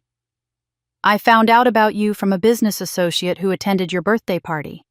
He showed me the viral video, told me about Richard's daughter who'd been cast out. I did research and found you at Elaine's diner. He runs his hand through his hair, can't meet my eyes. I approached you intentionally. You were my way into Richard's world, my chance to understand his weaknesses. Meeting you wasn't coincidence, it was calculated. I feel like I've been physically struck. Everything Brightbridge, our partnership, all of it was part of your revenge plan. No. He finally looks at me and there are tears in his eyes. That's what I need you to understand. It started as strategy, yes, but falling in love with you, building Brightbridge, everything we've created together, that's real. The revenge was empty once I got it. Watching Richard's company collapse didn't make me feel better about my father. But building something meaningful with you, helping businesses survive, creating something good from all that pain that healed me in ways revenge never could. He pulls papers from his jacket pocket, sets them on my coffee table. These are share transfer documents. I'm signing my 50% of Brightbridge over to you. Completely. No strings, no conditions. I don't want anything I built on manipulation, even if everything after that initial meeting was genuine. I need you to know I choose you over revenge, over money, over everything. I stare at the documents, then at Marcus. This man I've worked beside for 8 years, who I've trusted completely, who I thought I knew. How am I supposed to believe anything you say? How do I know you're not still manipulating me? You don't, he says simply. You can't. And I understand if you never trust me again. But I had to tell you the truth, because living with this secret was killing me. You deserve to know who you're building your life with. He walks toward the door, then pauses. Everything good in my life came from meeting you. Brightbridge, the meaningful work we do, becoming someone my father would be proud of, all of it came from you. I'm sorry I started from a place of deception. I'm sorry I didn't tell you sooner. But I need you to know I love you, and that's the truest thing I've ever said. After he leaves, I sit in my dark apartment surrounded by the evidence of my success, the expensive furniture, the view, the framed articles about Brightbridge's achievements. All of it suddenly feels contaminated. Elaine's revelation was love disguised as coincidence. Marcus's revelation is manipulation disguised as partnership. How many other pieces of my life are built on lies I don't know about? Yet I pick up the share transfer documents. If I sign them, I own Brightbridge entirely. I win completely the company, my independence, everything. But is a victory real if it's built on someone else's secret revenge plot? Is anything about my success actually mine, or have I been a pawn in other people's stories all along? The truth didn't free me. It armed me. I spend 3 days alone in my apartment, not answering calls, not going to the office, just thinking. The revelations about Elaine and Marcus have stripped away my certainty about everything I've built. How much of my success is actually mine? How much was orchestrated by people with their own agendas, however well-intentioned? On the third night, I'm staring at the share transfer documents Marcus left when something clicks into place. Yes, Marcus approached me intentionally. Yes, Elaine found me deliberately. But everything that came after those initial moments, the work, the growth, the success that was mine. They gave me opportunities, but I'm the one who seized them. They opened doors, but I'm the one who walked through and built something on the other side. And more importantly, I get to decide what happens next. Not Richard, not Marcus, not even Elaine. Me. I call my corporate attorney at 7 a.m. I need you to set up an LLC, Brightbridge Legacy. I want it completely separate from Brightbridge Consulting with ownership structures that aren't immediately traceable to me. Can you do that? Of course. What's this for? I'm going to buy what's left of Morales Corp. There's a pause. Kendra, are you sure that's wise, given your personal history? I'm not buying it for personal reasons. I'm buying it because it's a distressed asset that can be transformed into something valuable. That's what we do, isn't it? Turn failing companies around. I can hear the steel in my own voice. Make it happen, quietly. The bankruptcy proceedings have dragged Morales Corp's value down to almost nothing. The company is essentially being sold for the value of its remaining assets and contracts.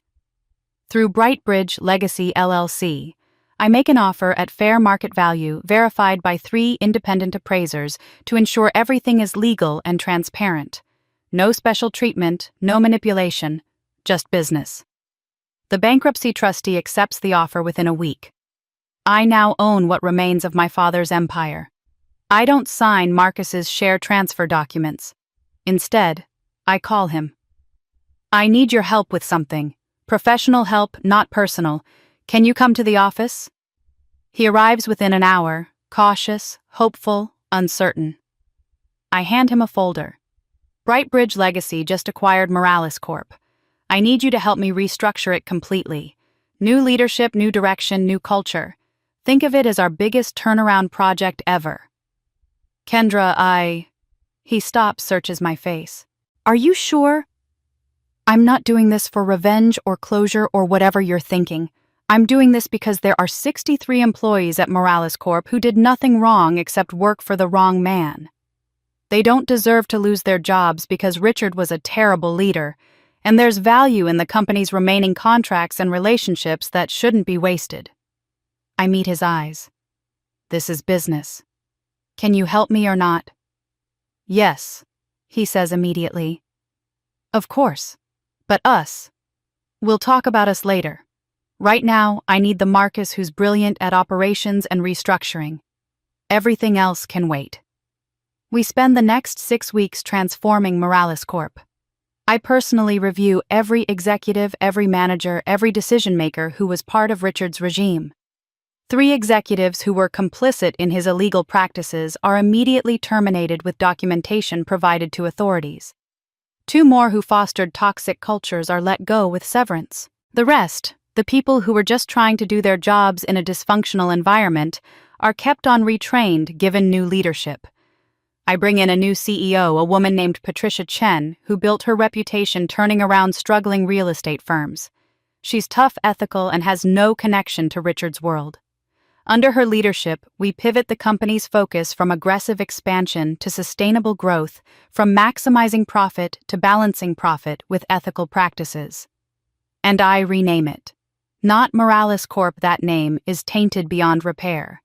Brightbridge Legacy, honoring my mother's maiden name Brightman and representing the bridge between what was and what could be. A legacy built on redemption rather than destruction. The restructuring is announced publicly 6 weeks after acquisition. The press release explains that Brightbridge Legacy LLC has acquired the assets of Morales Corp, will retain most employees, and plans to rebuild the company with a focus on ethical practices and community development. The release doesn't mention my involvement officially. Brightbridge Legacy is owned by an LLC, whose ownership structure is complex enough to obscure my name. But Richard figures it out. Of course he does. 2 days after the press release, he appears at my office without an appointment. My assistant tries to stop him, but he pushes past her, still weak from illness but driven by fury. He's in my doorway before security can reach him. You, he says the word like venom. This was you. You bought my company. I nod to security to let him be, then gesture to a chair. Sit down, Richard. You shouldn't be standing. You're killing our family name, erasing everything I built, the Morales Corp name. The Morales Corp name was already dead. I interrupt calmly.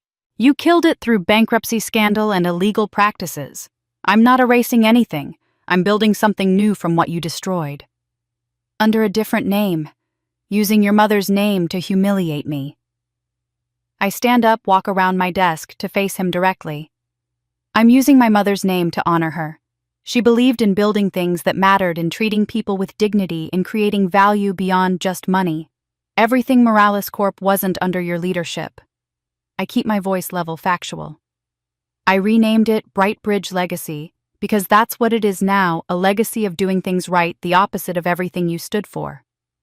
You're destroying my life's work. No, I say firmly. I'm redeeming it. You destroyed your life's work through your own choices.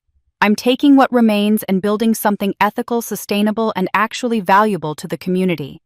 I'm protecting the jobs of 63 people you were willing to abandon. I'm salvaging relationships with clients and partners who deserved better leadership than you provided. I lean forward slightly. That's the difference between us, Richard. You built an empire on ego and exploitation. I'm building a legacy on integrity and respect. He stares at me, his face red with impotent rage. You had no right. I had every right. I bought the company legally at fair market value through proper channels. Everything I'm doing is transparent and ethical. I return to my chair. You should go home. You're not well, and this conversation is over.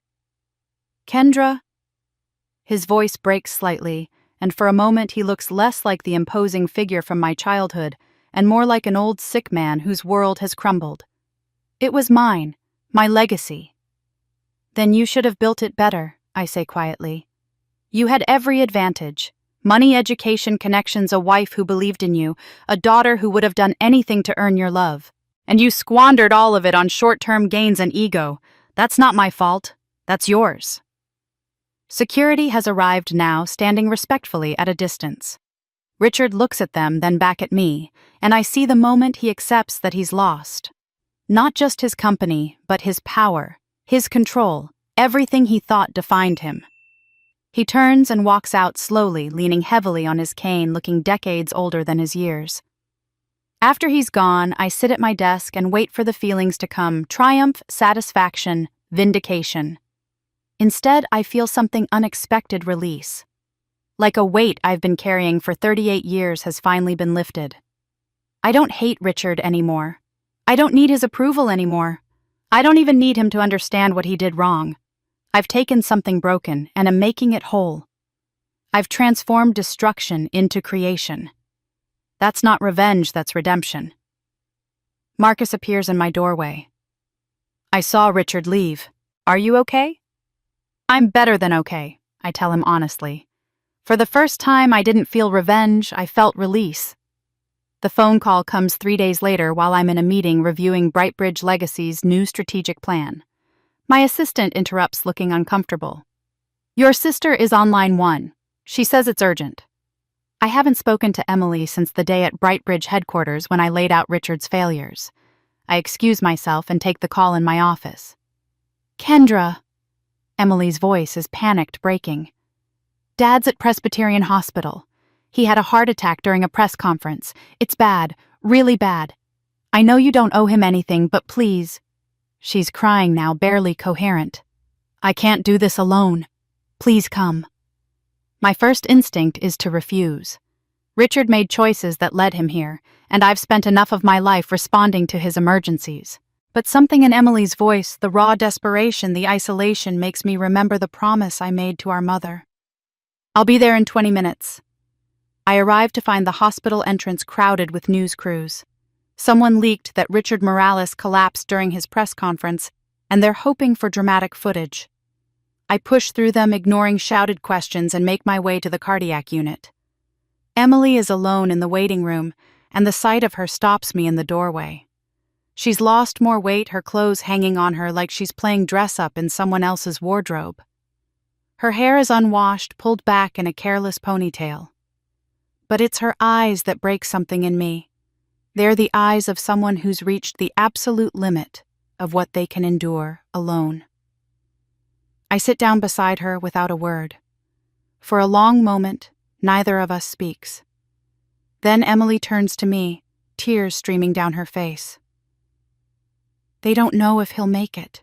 His heart stopped twice in the ambulance. They're doing everything they can, but... Her voice breaks completely. I reach over and take her hand. It's the first time we've touched in 8 years, and I feel her fingers grip mine with desperate strength. Thank you, she whispers. Thank you for coming. I didn't think you would. You're my sister, I say quietly, and as I say it, I realize it's still true despite everything. Where else would I be? We sit like that for hours, hands clasped, waiting for news that doesn't come. Nurses pass with sympathetic looks. A doctor comes out once to say Richard is in surgery, that they're doing everything possible, that we should prepare ourselves. Emily nods mutely, and I feel her grip on my hand tighten until it hurts. Sometime around midnight, a different doctor emerges. He's stable for now. The surgery went as well as we could hope. He's in ICU, unconscious but alive. You can see him briefly, one at a time. Emily looks at me. You should go first. He'll want to see you, I tell her. He'll need to see you, she counters, and there's something in her expression, understanding maybe, or acceptance of truths she's avoided for years. Please. I follow the doctor through sterile hallways to Richard's room. The man in the hospital bed barely resembles my father. He's connected to machines that beep steadily, tubes and wires covering his body. His face is gray sunken, the oxygen mask fogging with each shallow breath.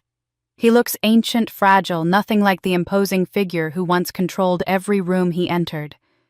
As I stand there, his eyes flutter open. He sees me, and something moves across his face. Recognition, maybe regret. His lips move behind the oxygen mask, trying to speak. I lean closer, pulling the mask aside gently so I can hear him. "You became everything I feared," he whispers, his voice barely audible. "Powerful. Independent. Successful." Banaan sa mami. For 38 years, I've waited to hear him acknowledge my success. Now that he has, I feel nothing but sadness for the time we've both lost. I lean even closer, making sure he can hear me clearly. "And everything you couldn't be ethical, compassionate, genuine." His eyes hold mine for a long moment. I see tears forming. Or maybe it's just the morphine, the pain, the reality of mortality finally breaking through his defenses. His lips move again, forming words I can't quite hear. Then his eyes close and the machines keep beeping their steady rhythm, keeping him tethered to life by the thinnest of threads. I stand there another minute watching him breathe, this man who shaped my life through his cruelty and absence. Then I replace his oxygen mask, smooth the blanket over his chest, in a gesture that's more habit than affection, and walk out to where my sister is waiting. And everything you couldn't be. Richard survives the night, then the next day, then the next. On the third day, he's awake and lucid enough to have visitors. Emily and I are both there when the doctor says he wants to see us together. Something about important information he needs to share. We enter his room side by side, and Richard looks worse than he did. Unconscious. His eyes are haunted, his face gaunt. He knows he's dying not today or tomorrow, but soon. The knowledge sits on him like a weight. "I need to tell you both something," he says, his voice raspy from the breathing tube they only removed this morning. "Something I should have said years ago." He looks at Emily and I see guilt so profound, it's almost physical. "Emily, you're not my biological daughter."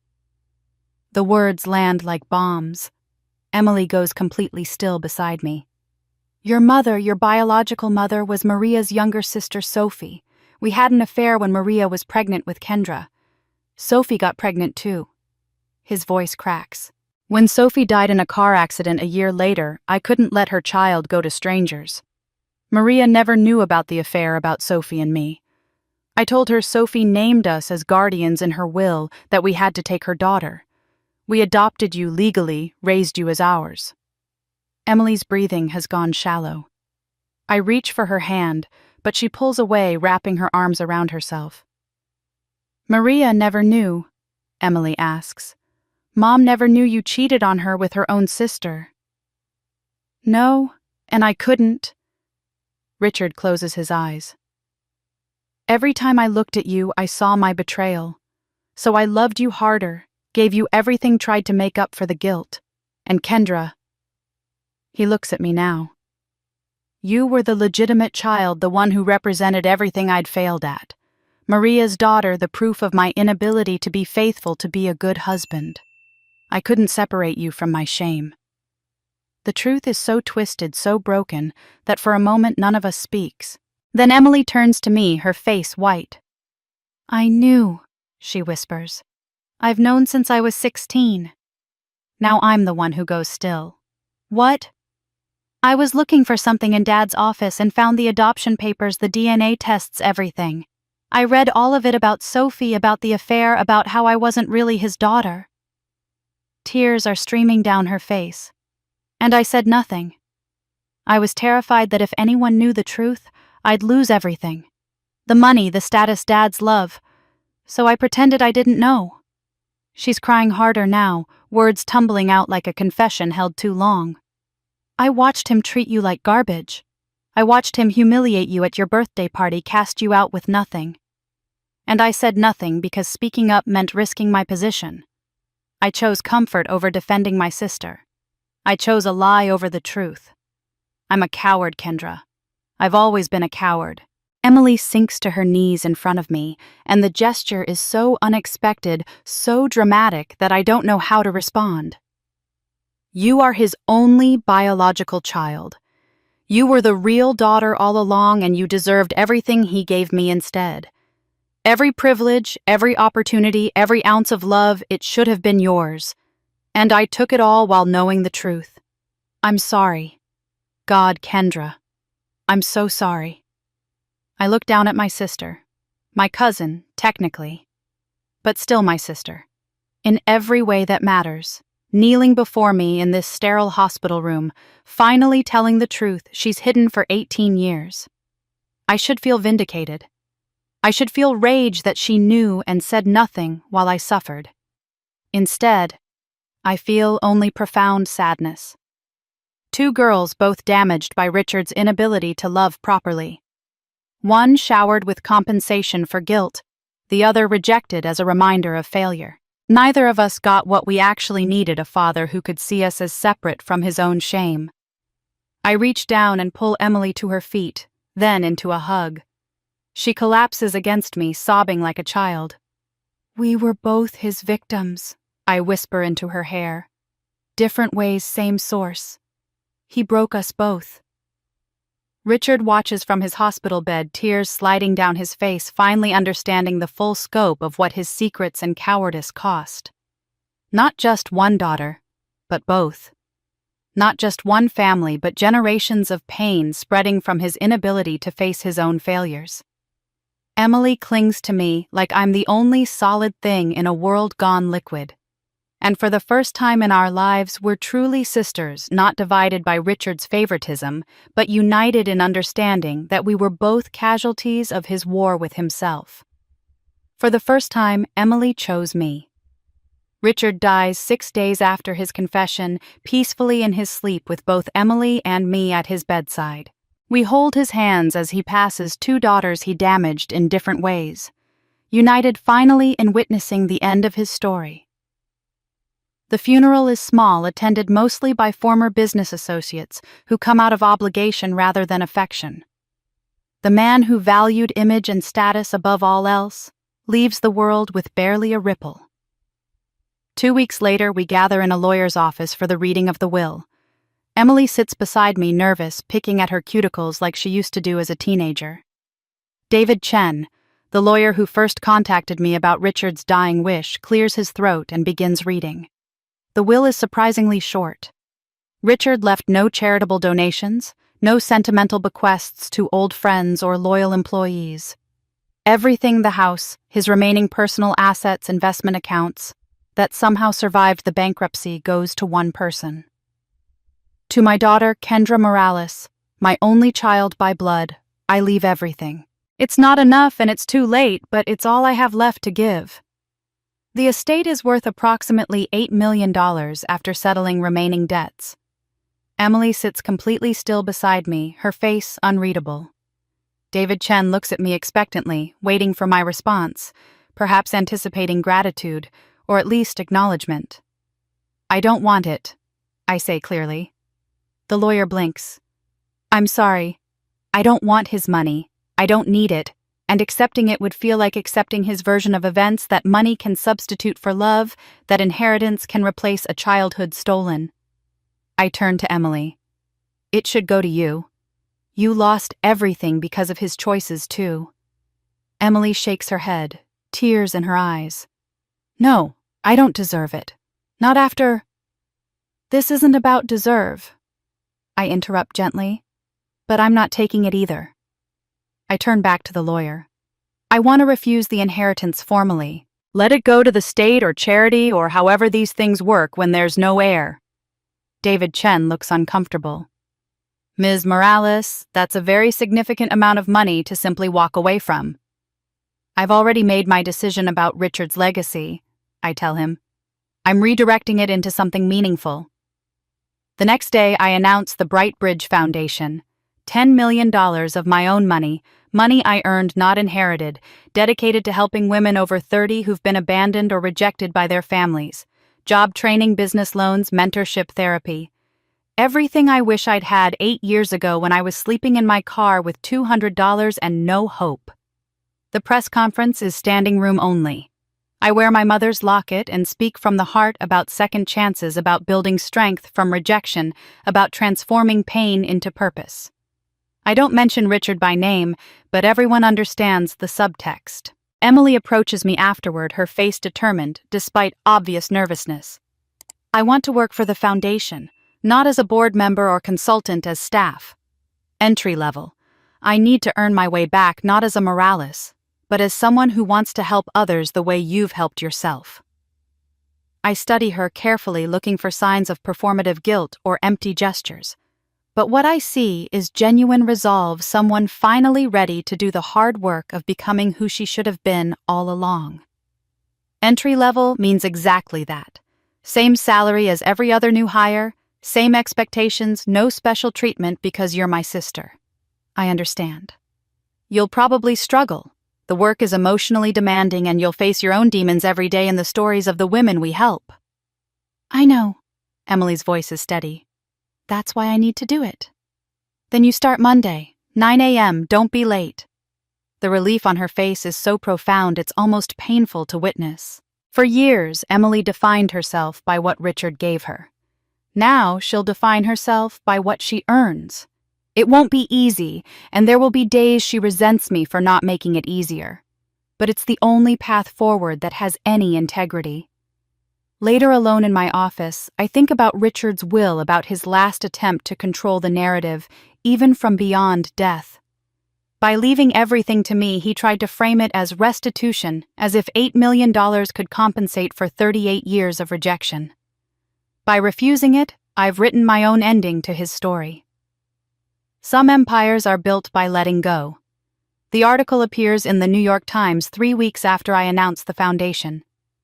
A journalist named Sarah Mitchell spent months researching, interviewing former employees of Morales Corp., tracking down people who attended my 30th birthday party, piecing together a narrative I never intended to tell publicly. From disgrace to dynasty, how Kendra Morales built an empire from her father's cruelty, runs on the front page of the Sunday business section with a photo of me at the foundation press conference, my mother's locket visible at my throat. Sarah has documented everything: the public humiliation, the years of survival. Bright bridges, meteoric rise. My acquisition of Richard's failing company, and finally my rejection of his inheritance to fund the foundation. The article goes viral within hours. By Monday morning, it's been shared 3 million times across social media. News outlets pick it up: CNN, MSNBC, even international press. My phone doesn't stop ringing with interview requests.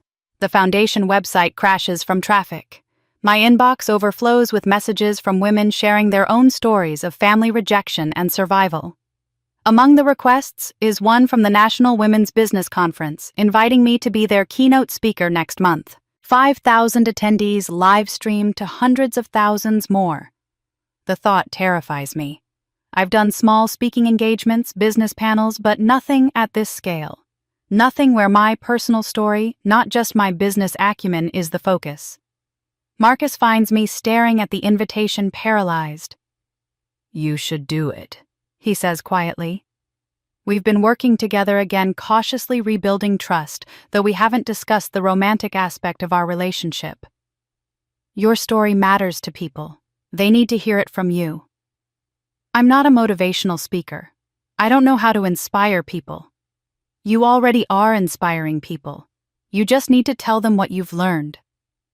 I accept the invitation. The month before the conference passes in a blur of preparation and anxiety. I write and rewrite my speech dozens of times, each version feeling inadequate.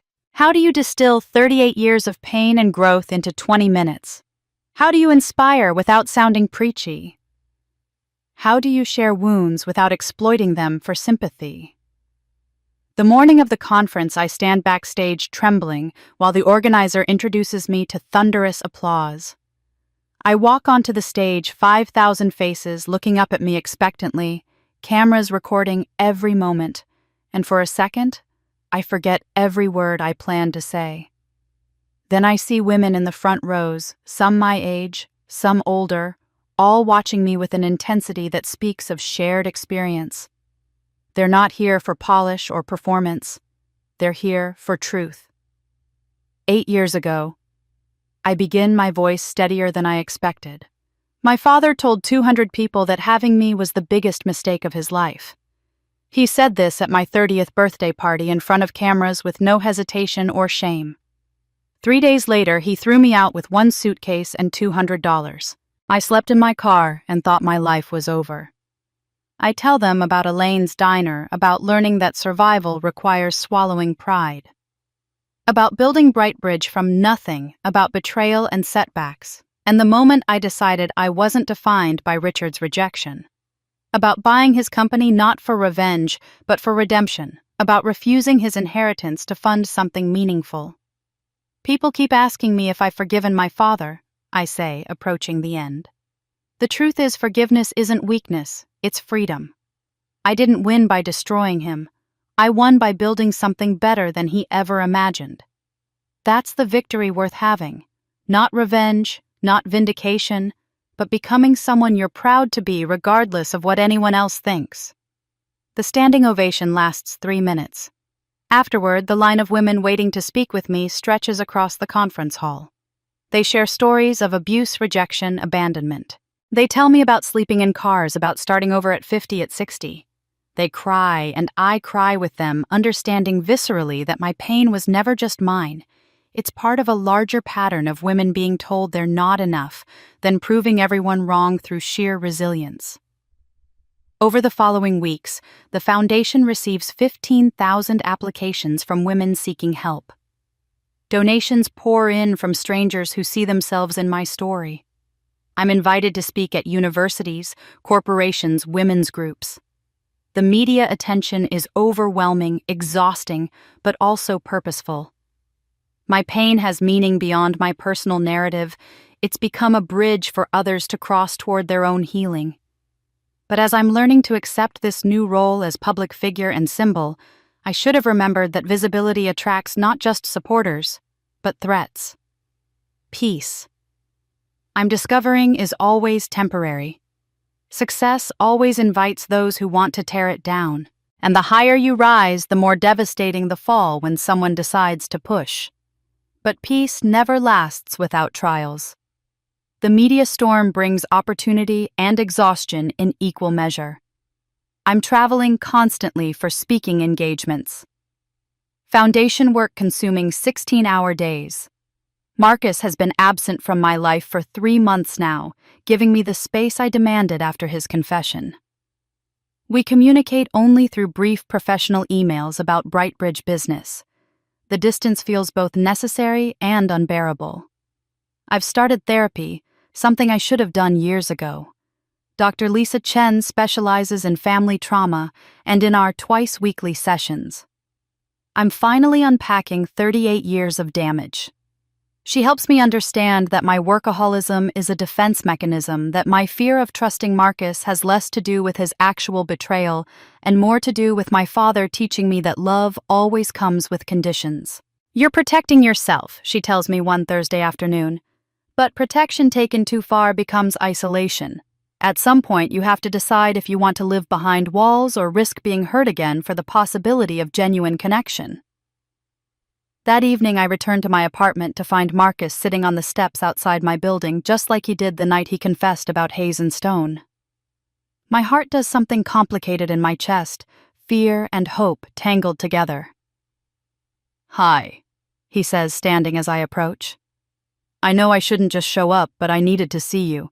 Can we talk?" We go to a coffee shop instead of my apartment neutral territory. He looks different, thinner, tired, but there's something calmer about him, like he's found peace in a decision I don't yet understand. "I've transferred all my shares in Brightbridge to you," he says without preamble. "Everything's finalized. The company is entirely yours now." I knew this was coming, the paperwork has been processed, but hearing him say it makes it real. "Marcus, let me finish. I've also started a nonprofit, the Hayes Foundation, honoring my father's name. We help families of suicide victims access therapy, financial counseling, legal support. Everything I wish we'd had when Dad died." He pulls out his phone, shows me the website. I'm using what I learned building Brightbridge, but this time for something that matters to me personally, not just professionally. The organization looks legitimate, thoughtful, already helping people. "This is good work." "I'm not here to ask for forgiveness," he continues. I know trust isn't something you can demand or deserve. It's something you earn over time through consistent action.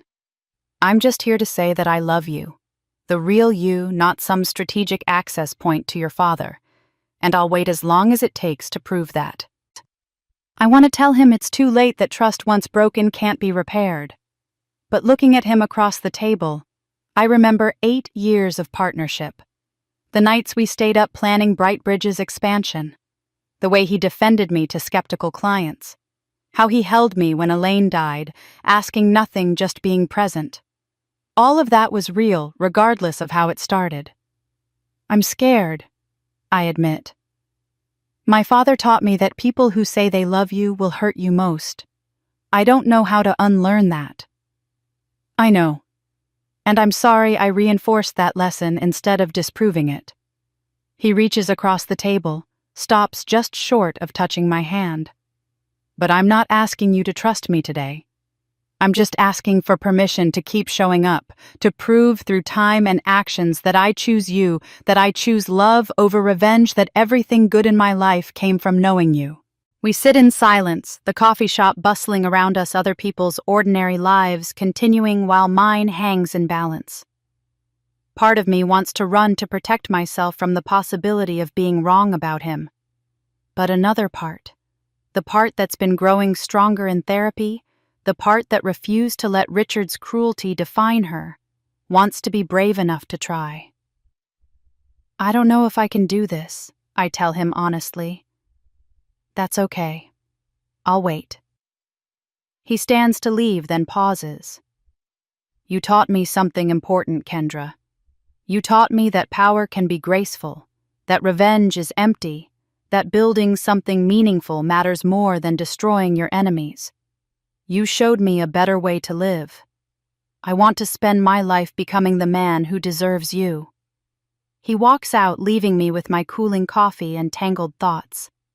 But for the first time since his confession 3 months ago, I feel something other than betrayal when I think about Marcus. I feel possibility, tentative, fragile, terrifying possibility. And when I see him the next day at Brightbridge, he still consults on specific projects. I smile at him. Not the professional smile I've been using for months, but a genuine one that reaches my eyes. For once, I didn't want to fight. 6 months of Marcus proving himself, showing up consistently, being patient, letting his actions rebuild what his words once broke, and I finally say yes. Not because I've forgotten his initial deception, but because I've chosen to believe that people can change, that love can be real, even when it starts from broken places.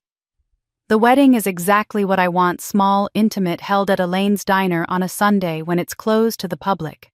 We've decorated the space with simple white flowers and string lights, transforming the place where I learned to survive into a celebration of choosing to truly live. 50 people attend, Brightbridge employees who've become family women from the foundation, whose lives have intertwined with mine. Emily, who's 6 months sober and working her way up from receptionist with genuine dedication.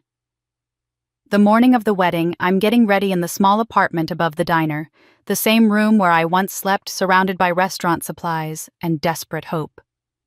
Emily is helping with my hair when Elaine knocks softly and enters carrying a sealed envelope. Your mother asked me to give you this on your wedding day, she says, her voice thick with emotion. I've kept it safe for 25 years, waiting for this moment. My hands shake as I open it. Inside is a single page in my mother's distinctive handwriting, the ink slightly faded, but still legible. Emily reads over my shoulder, both of us crying before we finish the first line. My darling Kendra, if you're reading this, I'm gone, but you're whole. You found love that sees you, really sees you, not what you can provide or what you represent, but who you actually are. Remember, always, you are not a mistake.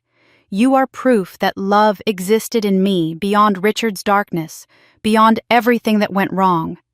You are proof that I was here, that I mattered, that love is real. Be happy, my strong girl. You were always stronger than you knew. I clutch the letter to my chest, feeling my mother reach across 25 years to bless this moment. Elaine hugs me and Emily joins us, the three of us standing there crying and laughing, connected by love that transcends biology and time. The ceremony is simple. Marcus and I exchange vows we wrote ourselves, promising not perfection but honesty, not certainty but courage to keep choosing each other.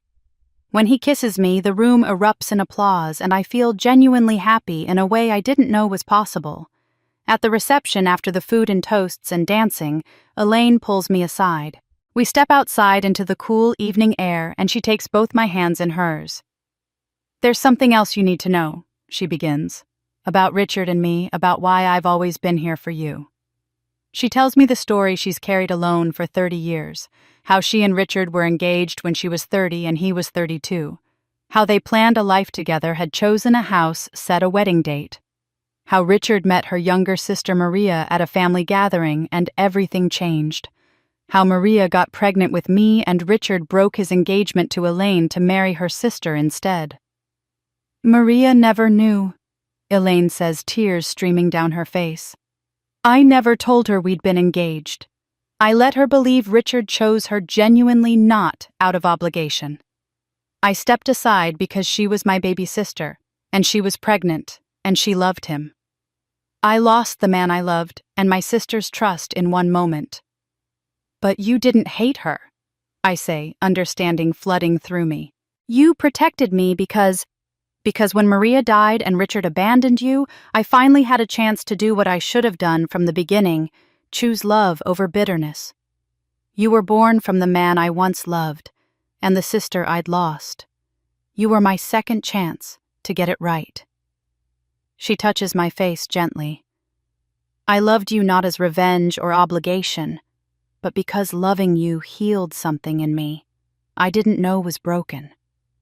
I pull her into a fierce hug, this woman who could have hated me as a reminder of everything she lost, but instead became the mother I desperately needed.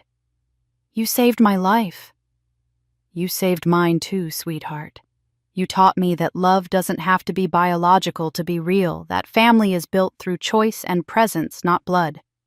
We stand there as the party continues inside two women connected by loss and choice, and the radical decision to love without conditions. And I finally understand what my mother meant in her letter, that love, real love, exists beyond darkness. It exists in Elaine choosing to help instead of hate, in Emily choosing honesty over comfort, in Marcus choosing growth over revenge, in me choosing vulnerability over protection. She loved me not because I was hers, but because love has no conditions.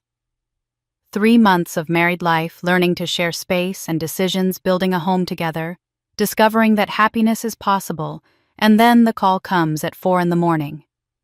Elaine didn't wake up. She died peacefully in her sleep at age 86, her heart simply stopping after decades of beating for everyone except herself.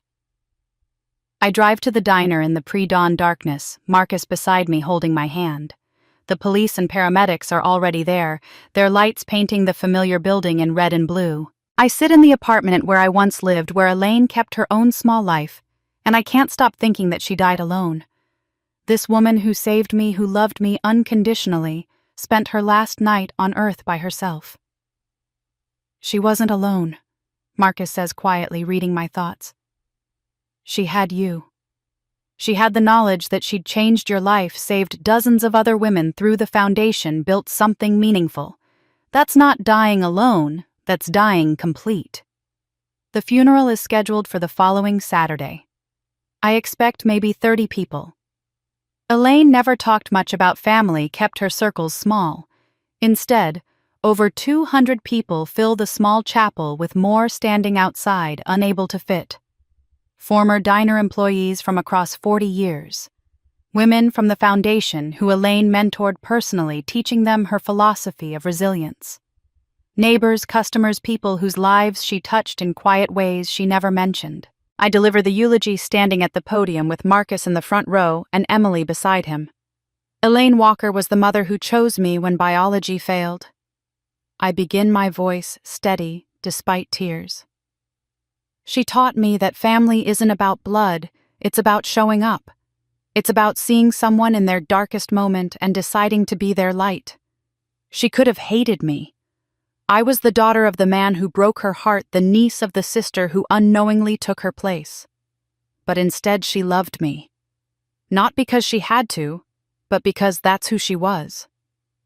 I tell them about sleeping in my car, about walking into her diner with nothing but desperation, about her giving me work shelter, and most importantly, the belief that I could rebuild. She taught me that respect for yourself is how you stay human, that success isn't luck, it's survival, that falling down 7 times and standing up 8 is what separates those who make it from those who quit. My voice breaks. She taught me how to be strong, and in doing so, she saved my life. After the service person after person approaches with their own Elaine stories. The single mother she hired when no one else would. The recovering addict she gave a second chance. The elderly regular whose meals she quietly comped when his pension ran out. She was a quiet hero, building her legacy one person at a time, never seeking recognition or reward. For the first time in my life, I don't grieve alone. Marcus stays beside me through every moment. Emily helps coordinate the reception handling details so I can simply be present in my sadness. Women from the foundation form a protective circle, sharing their memories, making sure I eat and rest. I realize standing in that community of support that I've built something Richard never had: genuine connections based on mutual care rather than transactional relationships based on what people could provide. The week after the funeral, Emily and I go through Elaine's apartment to sort her belongings. It's sparse, she lived simply kept little. But in a drawer of her bedside table, I find another sealed envelope with my name written in my mother's handwriting. "How many letters did Mom leave?" Emily asks, watching me open it with shaking hands. This one is dated 1 week before Maria died, shorter than the others, but no less powerful. "My darling Kendra, peace is your inheritance, not money or houses. If you're reading this, you've survived Richard's cruelty, and Elaine has kept her promise to watch over you. I'm so proud of you. Now live, truly. Live, not just survive. Love fully. Forgive freely. Build something beautiful from the ashes. That's how you win. That's how you honor me. Not by being perfect, but by being courageously, messily, gloriously alive." I fold the letter carefully and place it with the others, a collection of my mother's wisdom doled out across decades through Elaine's faithful guardianship. 3 letters over 25 years, each one arriving exactly when I needed it, guiding me toward the woman I've become. "Mom knew," I say to Emily. "She knew exactly how Richard would be, and she set up every safety net she could." "She loved you so much," Emily says, and there's no jealousy in her voice anymore, just sadness for what we all lost. I should feel complete. I should feel at peace. I have a successful company, a meaningful foundation, a marriage built on truth, a sister who's becoming genuine family. Elaine ensured I received all of my mother's final wisdom. Everything should be resolved. But as I'm learning, peace is never permanent. 6 months after Elaine's death, on an ordinary Tuesday morning, my phone explodes with notifications. Marcus sees his first, and his face goes pale. "Kendra, you need to see this." The headline is everywhere. Brightbridge CEO Kendra Morales under investigation for corporate fraud. A business news outlet has published a story claiming they've obtained documents proving I used insider information from Morales Corp. to build Brightbridge, essentially stealing my father's business strategies and client lists to create my own competing company. The article includes what appear to be internal memos, financial documents, and communications that suggest I had access to confidential Morales Corp. Information during the early years of Brightbridge. "This is fabricated," Marcus says, immediately already calling our lawyers. "These documents don't exist.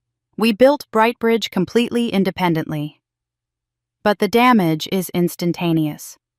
By noon, Brightbridge's stock has dropped 20%. Clients are calling to postpone projects. The foundation's donation hotline is flooded with angry messages about funding criminals. 3 board members request emergency meetings. The media circus outside our offices makes it impossible to enter without being swarmed by reporters shouting questions about fraud betrayal and whether I'm just like my father after all. Our legal team works around the clock to prove the documents are forgeries, but authentication takes time. Meanwhile, the court of public opinion has already convicted me. Former supporters distance themselves. Speaking engagements are canceled. The narrative shifts overnight from inspiring success story to daughter who stole from dying father. On the third day of the crisis, Marcus's investigation team discovers the truth. The fake documents originated from Westmore International, a massive consulting conglomerate that's been trying to acquire Brightbridge for 2 years. We refused their offers, so they manufactured a scandal to tank our value and force a distressed sale. It's corporate warfare, ruthless and calculated.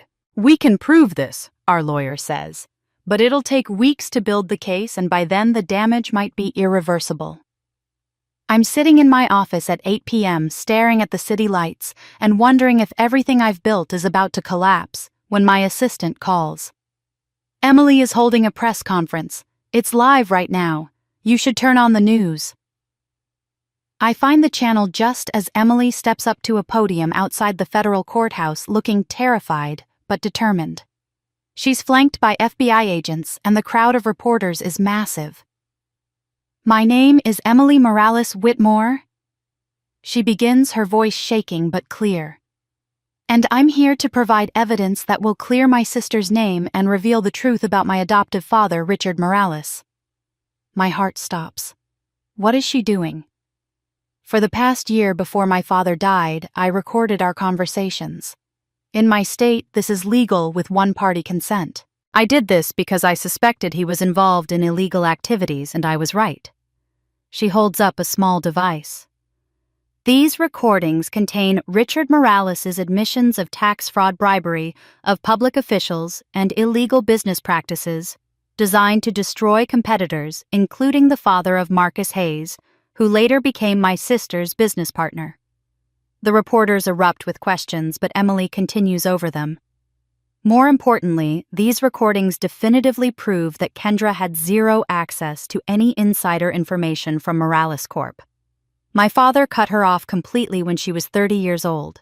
She built Brightbridge entirely independently through her own work and talent. The documents suggesting otherwise are fabrications, and federal investigators are already pursuing the source. She takes a breath, tears visible now. My father committed crimes that destroyed lives and families. I stayed silent for too long out of fear and selfishness. But my sister taught me that truth matters more than comfort, that integrity matters more than reputation. The accusations against Kendra Morales are completely false. She is the most ethical business person I know. I'm testifying against my adoptive father's crimes because she chose truth when everyone else, including me, chose convenience. The press conference continues, but I'm already running out of my office down the elevator into a car headed toward the courthouse. I arrive just as Emily is finishing, just as she's being escorted inside by FBI agents. Our eyes meet across the crowd, and I see in her face what this cost her: the last shreds of the Morales name, any remaining connection to the family that raised her, the comfortable lies she could have continued telling. She destroyed the bridge back to her old life to save mine. The evidence Emily provided is devastating and comprehensive. Within 48 hours, federal investigators announced they're opening a posthumous investigation into Richard's business practices and actively pursuing charges against Westmore International for corporate espionage and fraud. The narrative shifts again. Now I'm the victim of a smear campaign, the daughter who succeeded despite a criminal father, the woman whose own sister risked everything to defend her. Brightbridge's stock recovers within a week. Clients return with apologies. The foundation receives a surge of donations from supporters outraged by the attack. But more than any of that, I have something I never expected: a sister who chose me over everything else, who burned every bridge back to comfort and safety because protecting me mattered more. She burned the bridge to save me. The federal investigation moves with unusual speed, driven by the clarity of Emily's evidence and the brazenness of Westmore International's corporate espionage. Within 2 weeks, I'm officially exonerated. The press conference announcing the findings is held at FBI headquarters, with investigators laying out in meticulous detail how Westmore fabricated documents, planted false stories, and attempted to manipulate market conditions to force Brightbridge into a distressed sale. Ms. Morales built her company through legitimate means, extraordinary hard work, and ethical business practices. The lead investigator states, "The allegations against her were entirely baseless, manufactured by a competitor who saw her success as a threat." Westmore International faces criminal charges. Their CEO resigns in disgrace. 3 executives are indicted. The company's own stock plummets 40% as clients flee and investors demand answers.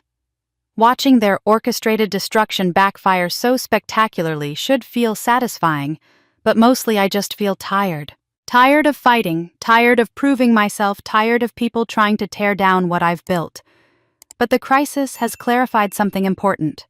Brightbridge has weathered the storm not just because we proved our innocence, but because we handled the attack with complete transparency.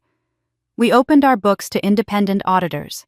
We cooperated fully with investigators. We didn't hide or spin or deflect. We stood in truth, and truth ultimately protected us.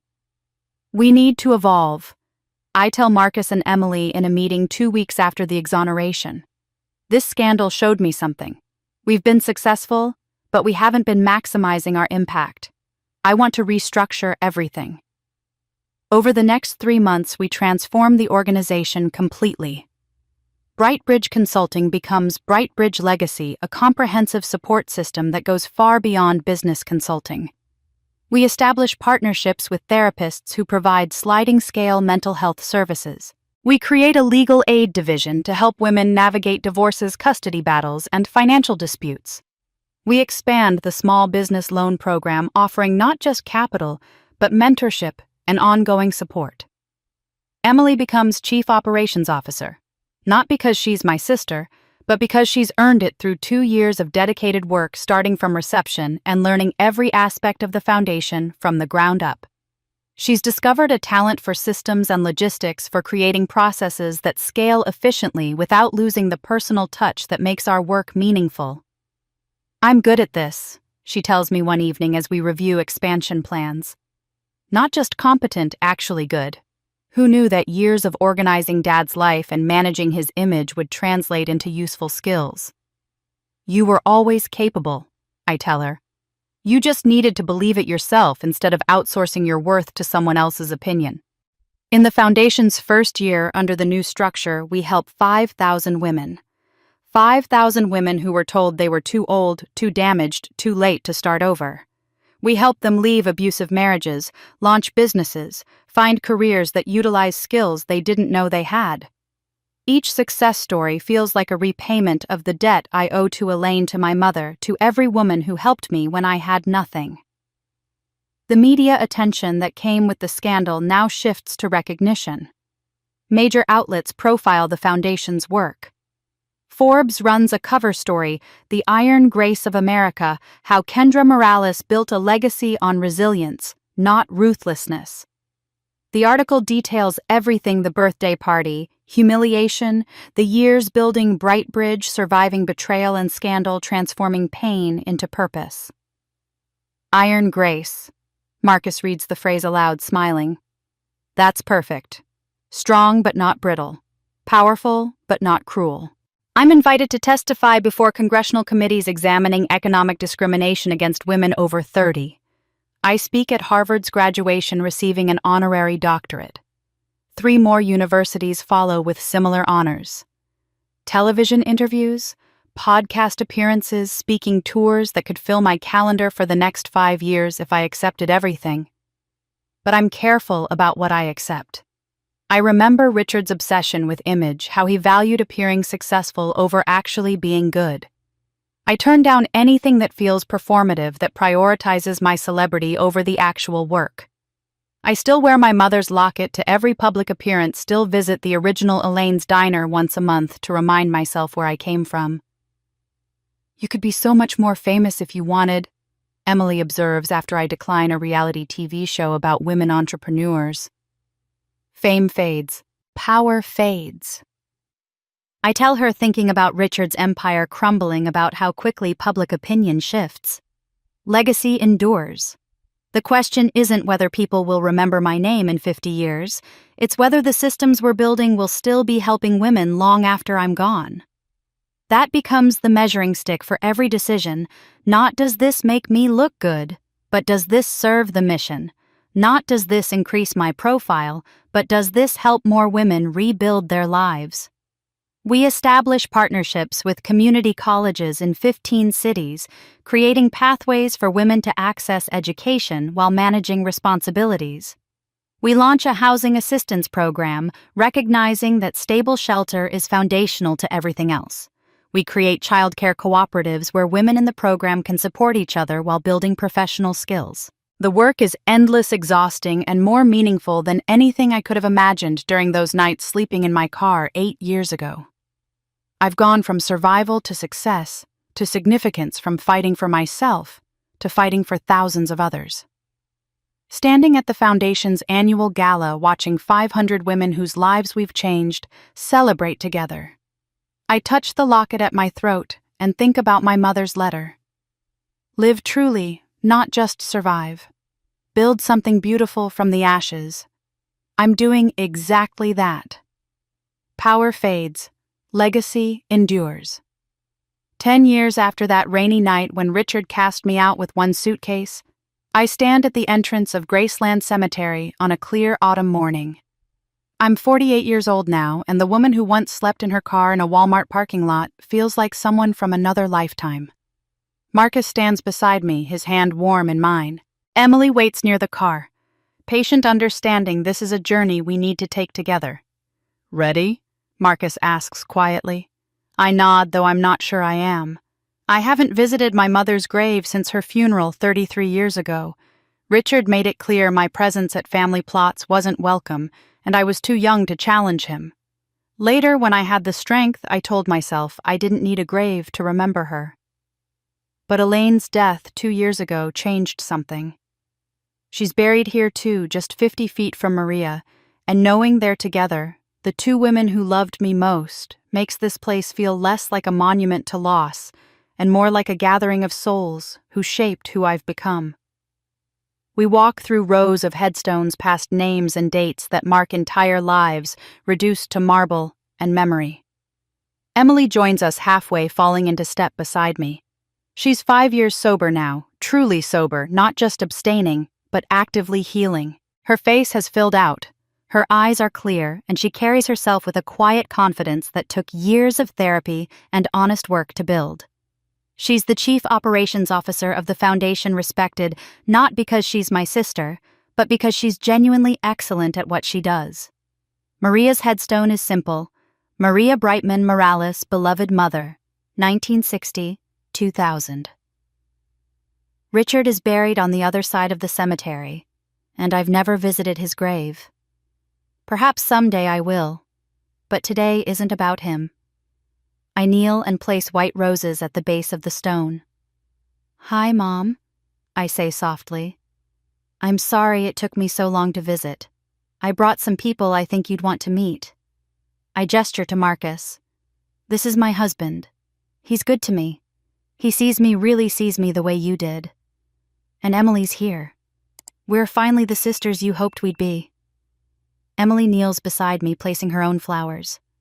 I'm sorry I wasn't braver sooner, she tells the grave. I'm trying to be better now. Trying to live up to what you believed daughters should be. We sit in silence for several minutes, each lost in our own thoughts. Then we move to Elaine's grave, just a short walk away.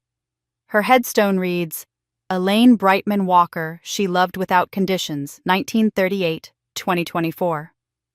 I had those words engraved because they capture everything she taught me, that love isn't earned or deserved or conditional on performance. It simply is freely given, asking nothing in return. From my pocket, I pull out a small sealed box.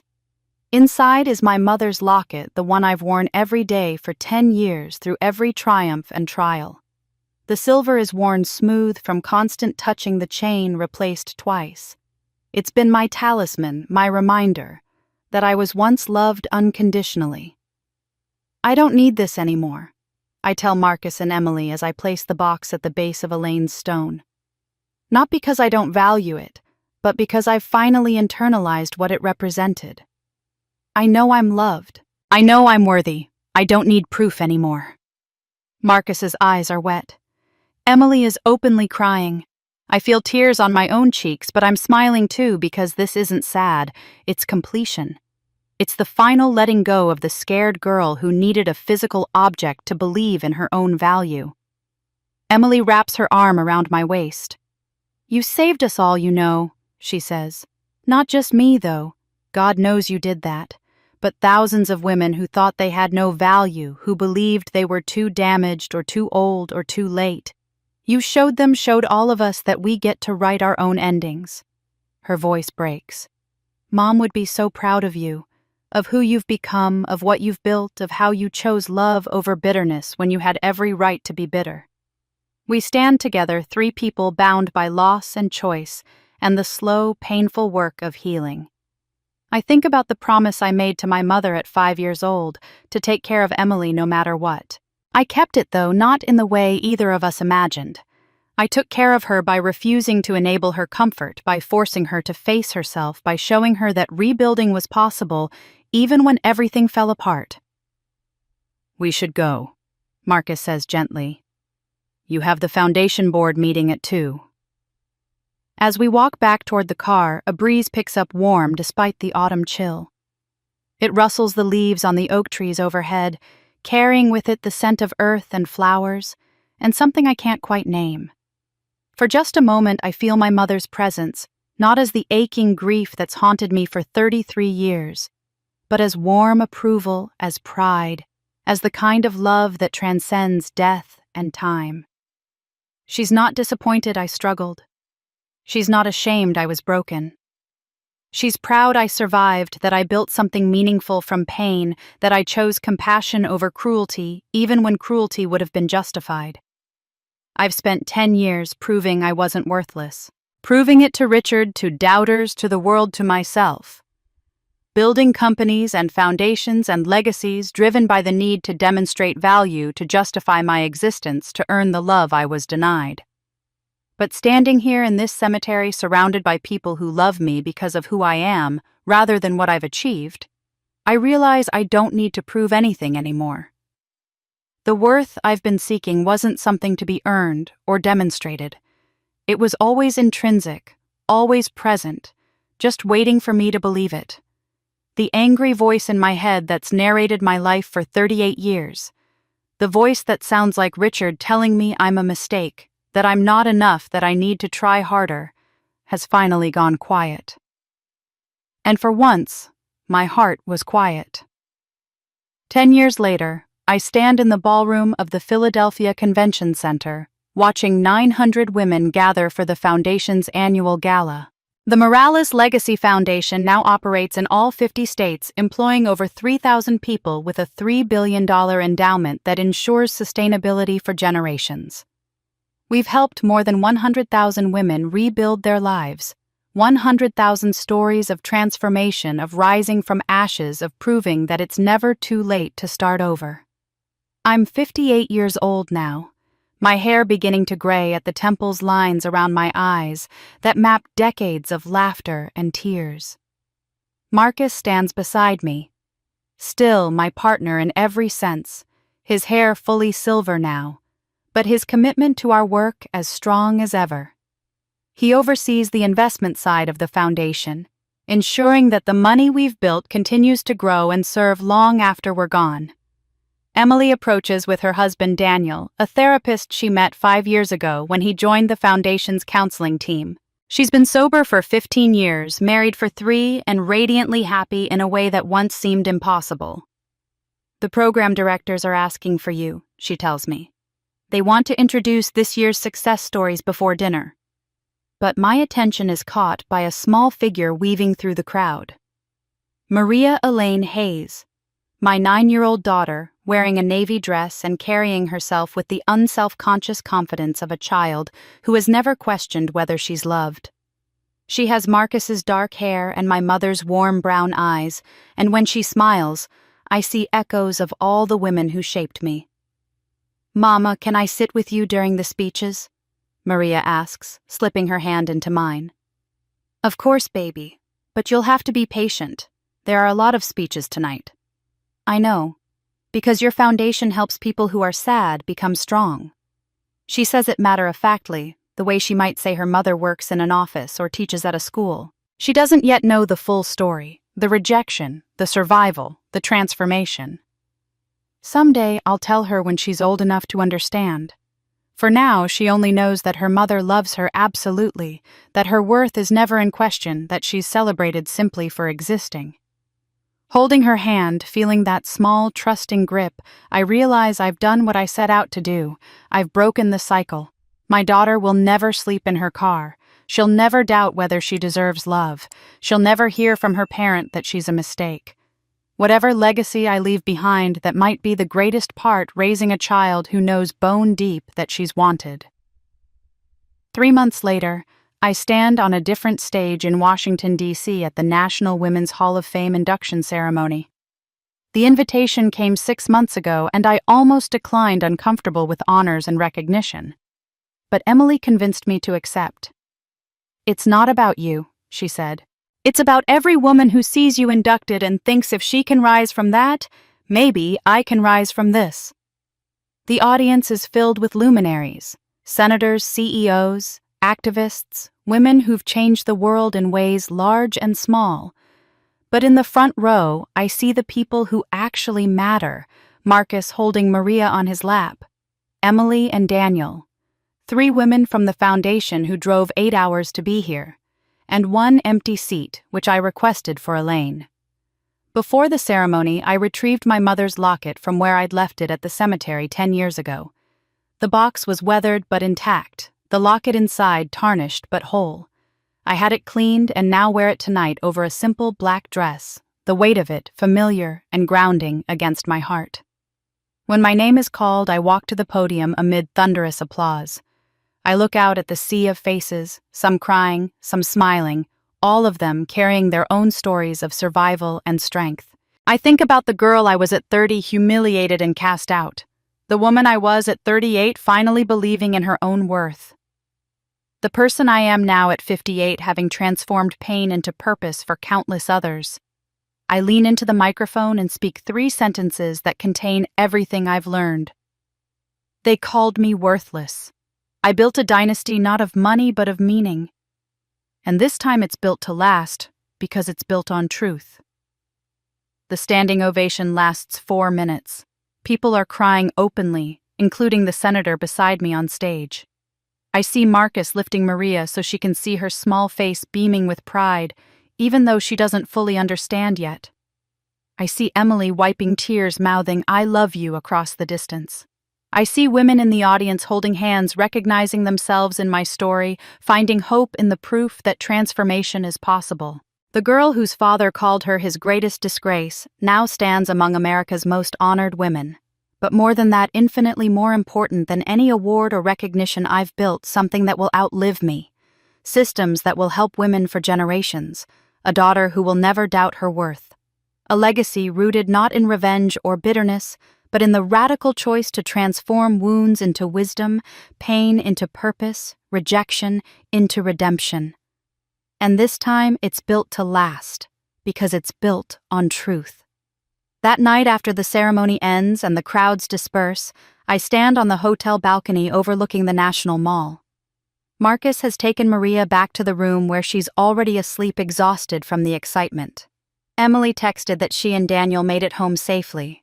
The city below glitters with lights, millions of lives unfolding in stories I'll never know. I think about the viral video from 18 years ago, the one that made me a spectacle, a cautionary tale, a punchline. It's still online, still accumulating views. But now when people search my name, they find something different alongside that humiliation. They find the foundation. They find the Hall of Fame induction. They find 100,000 success stories of women who refused to stay broken. The video that was meant to define me as worthless became the prologue to a story about worth that can't be taken away by anyone else's opinion. Richard thought he was delivering a final judgment. Instead, he provided the catalyst that forced me to discover who I actually was beneath the desperate need for his approval. I pull out my phone and scroll through messages from tonight. Women thanking me for giving them hope. Daughters telling me their mothers were inspired to leave abusive situations. Young professionals saying my story helped them understand that career setbacks aren't character judgments. Each message represents a life touched, a perspective shifted, a possibility opened. This is what dynasty actually means. Not buildings with your name on them or companies that dominate markets. Not wealth accumulated or power wielded over others.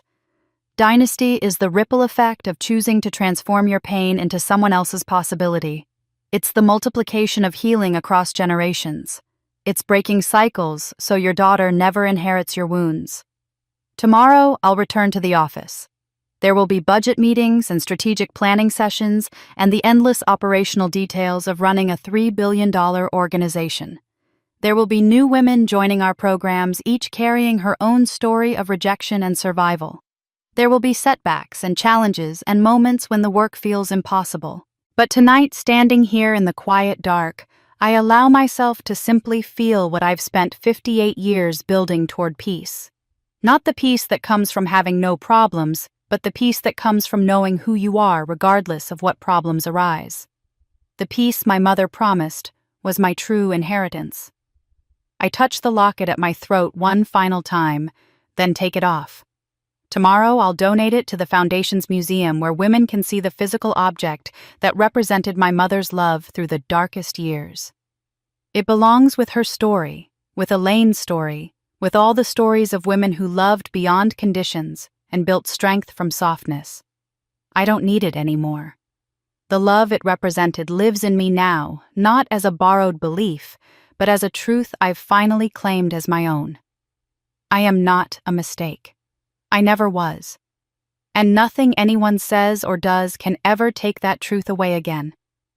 The worthless daughter became the dynasty, and the dynasty will endure.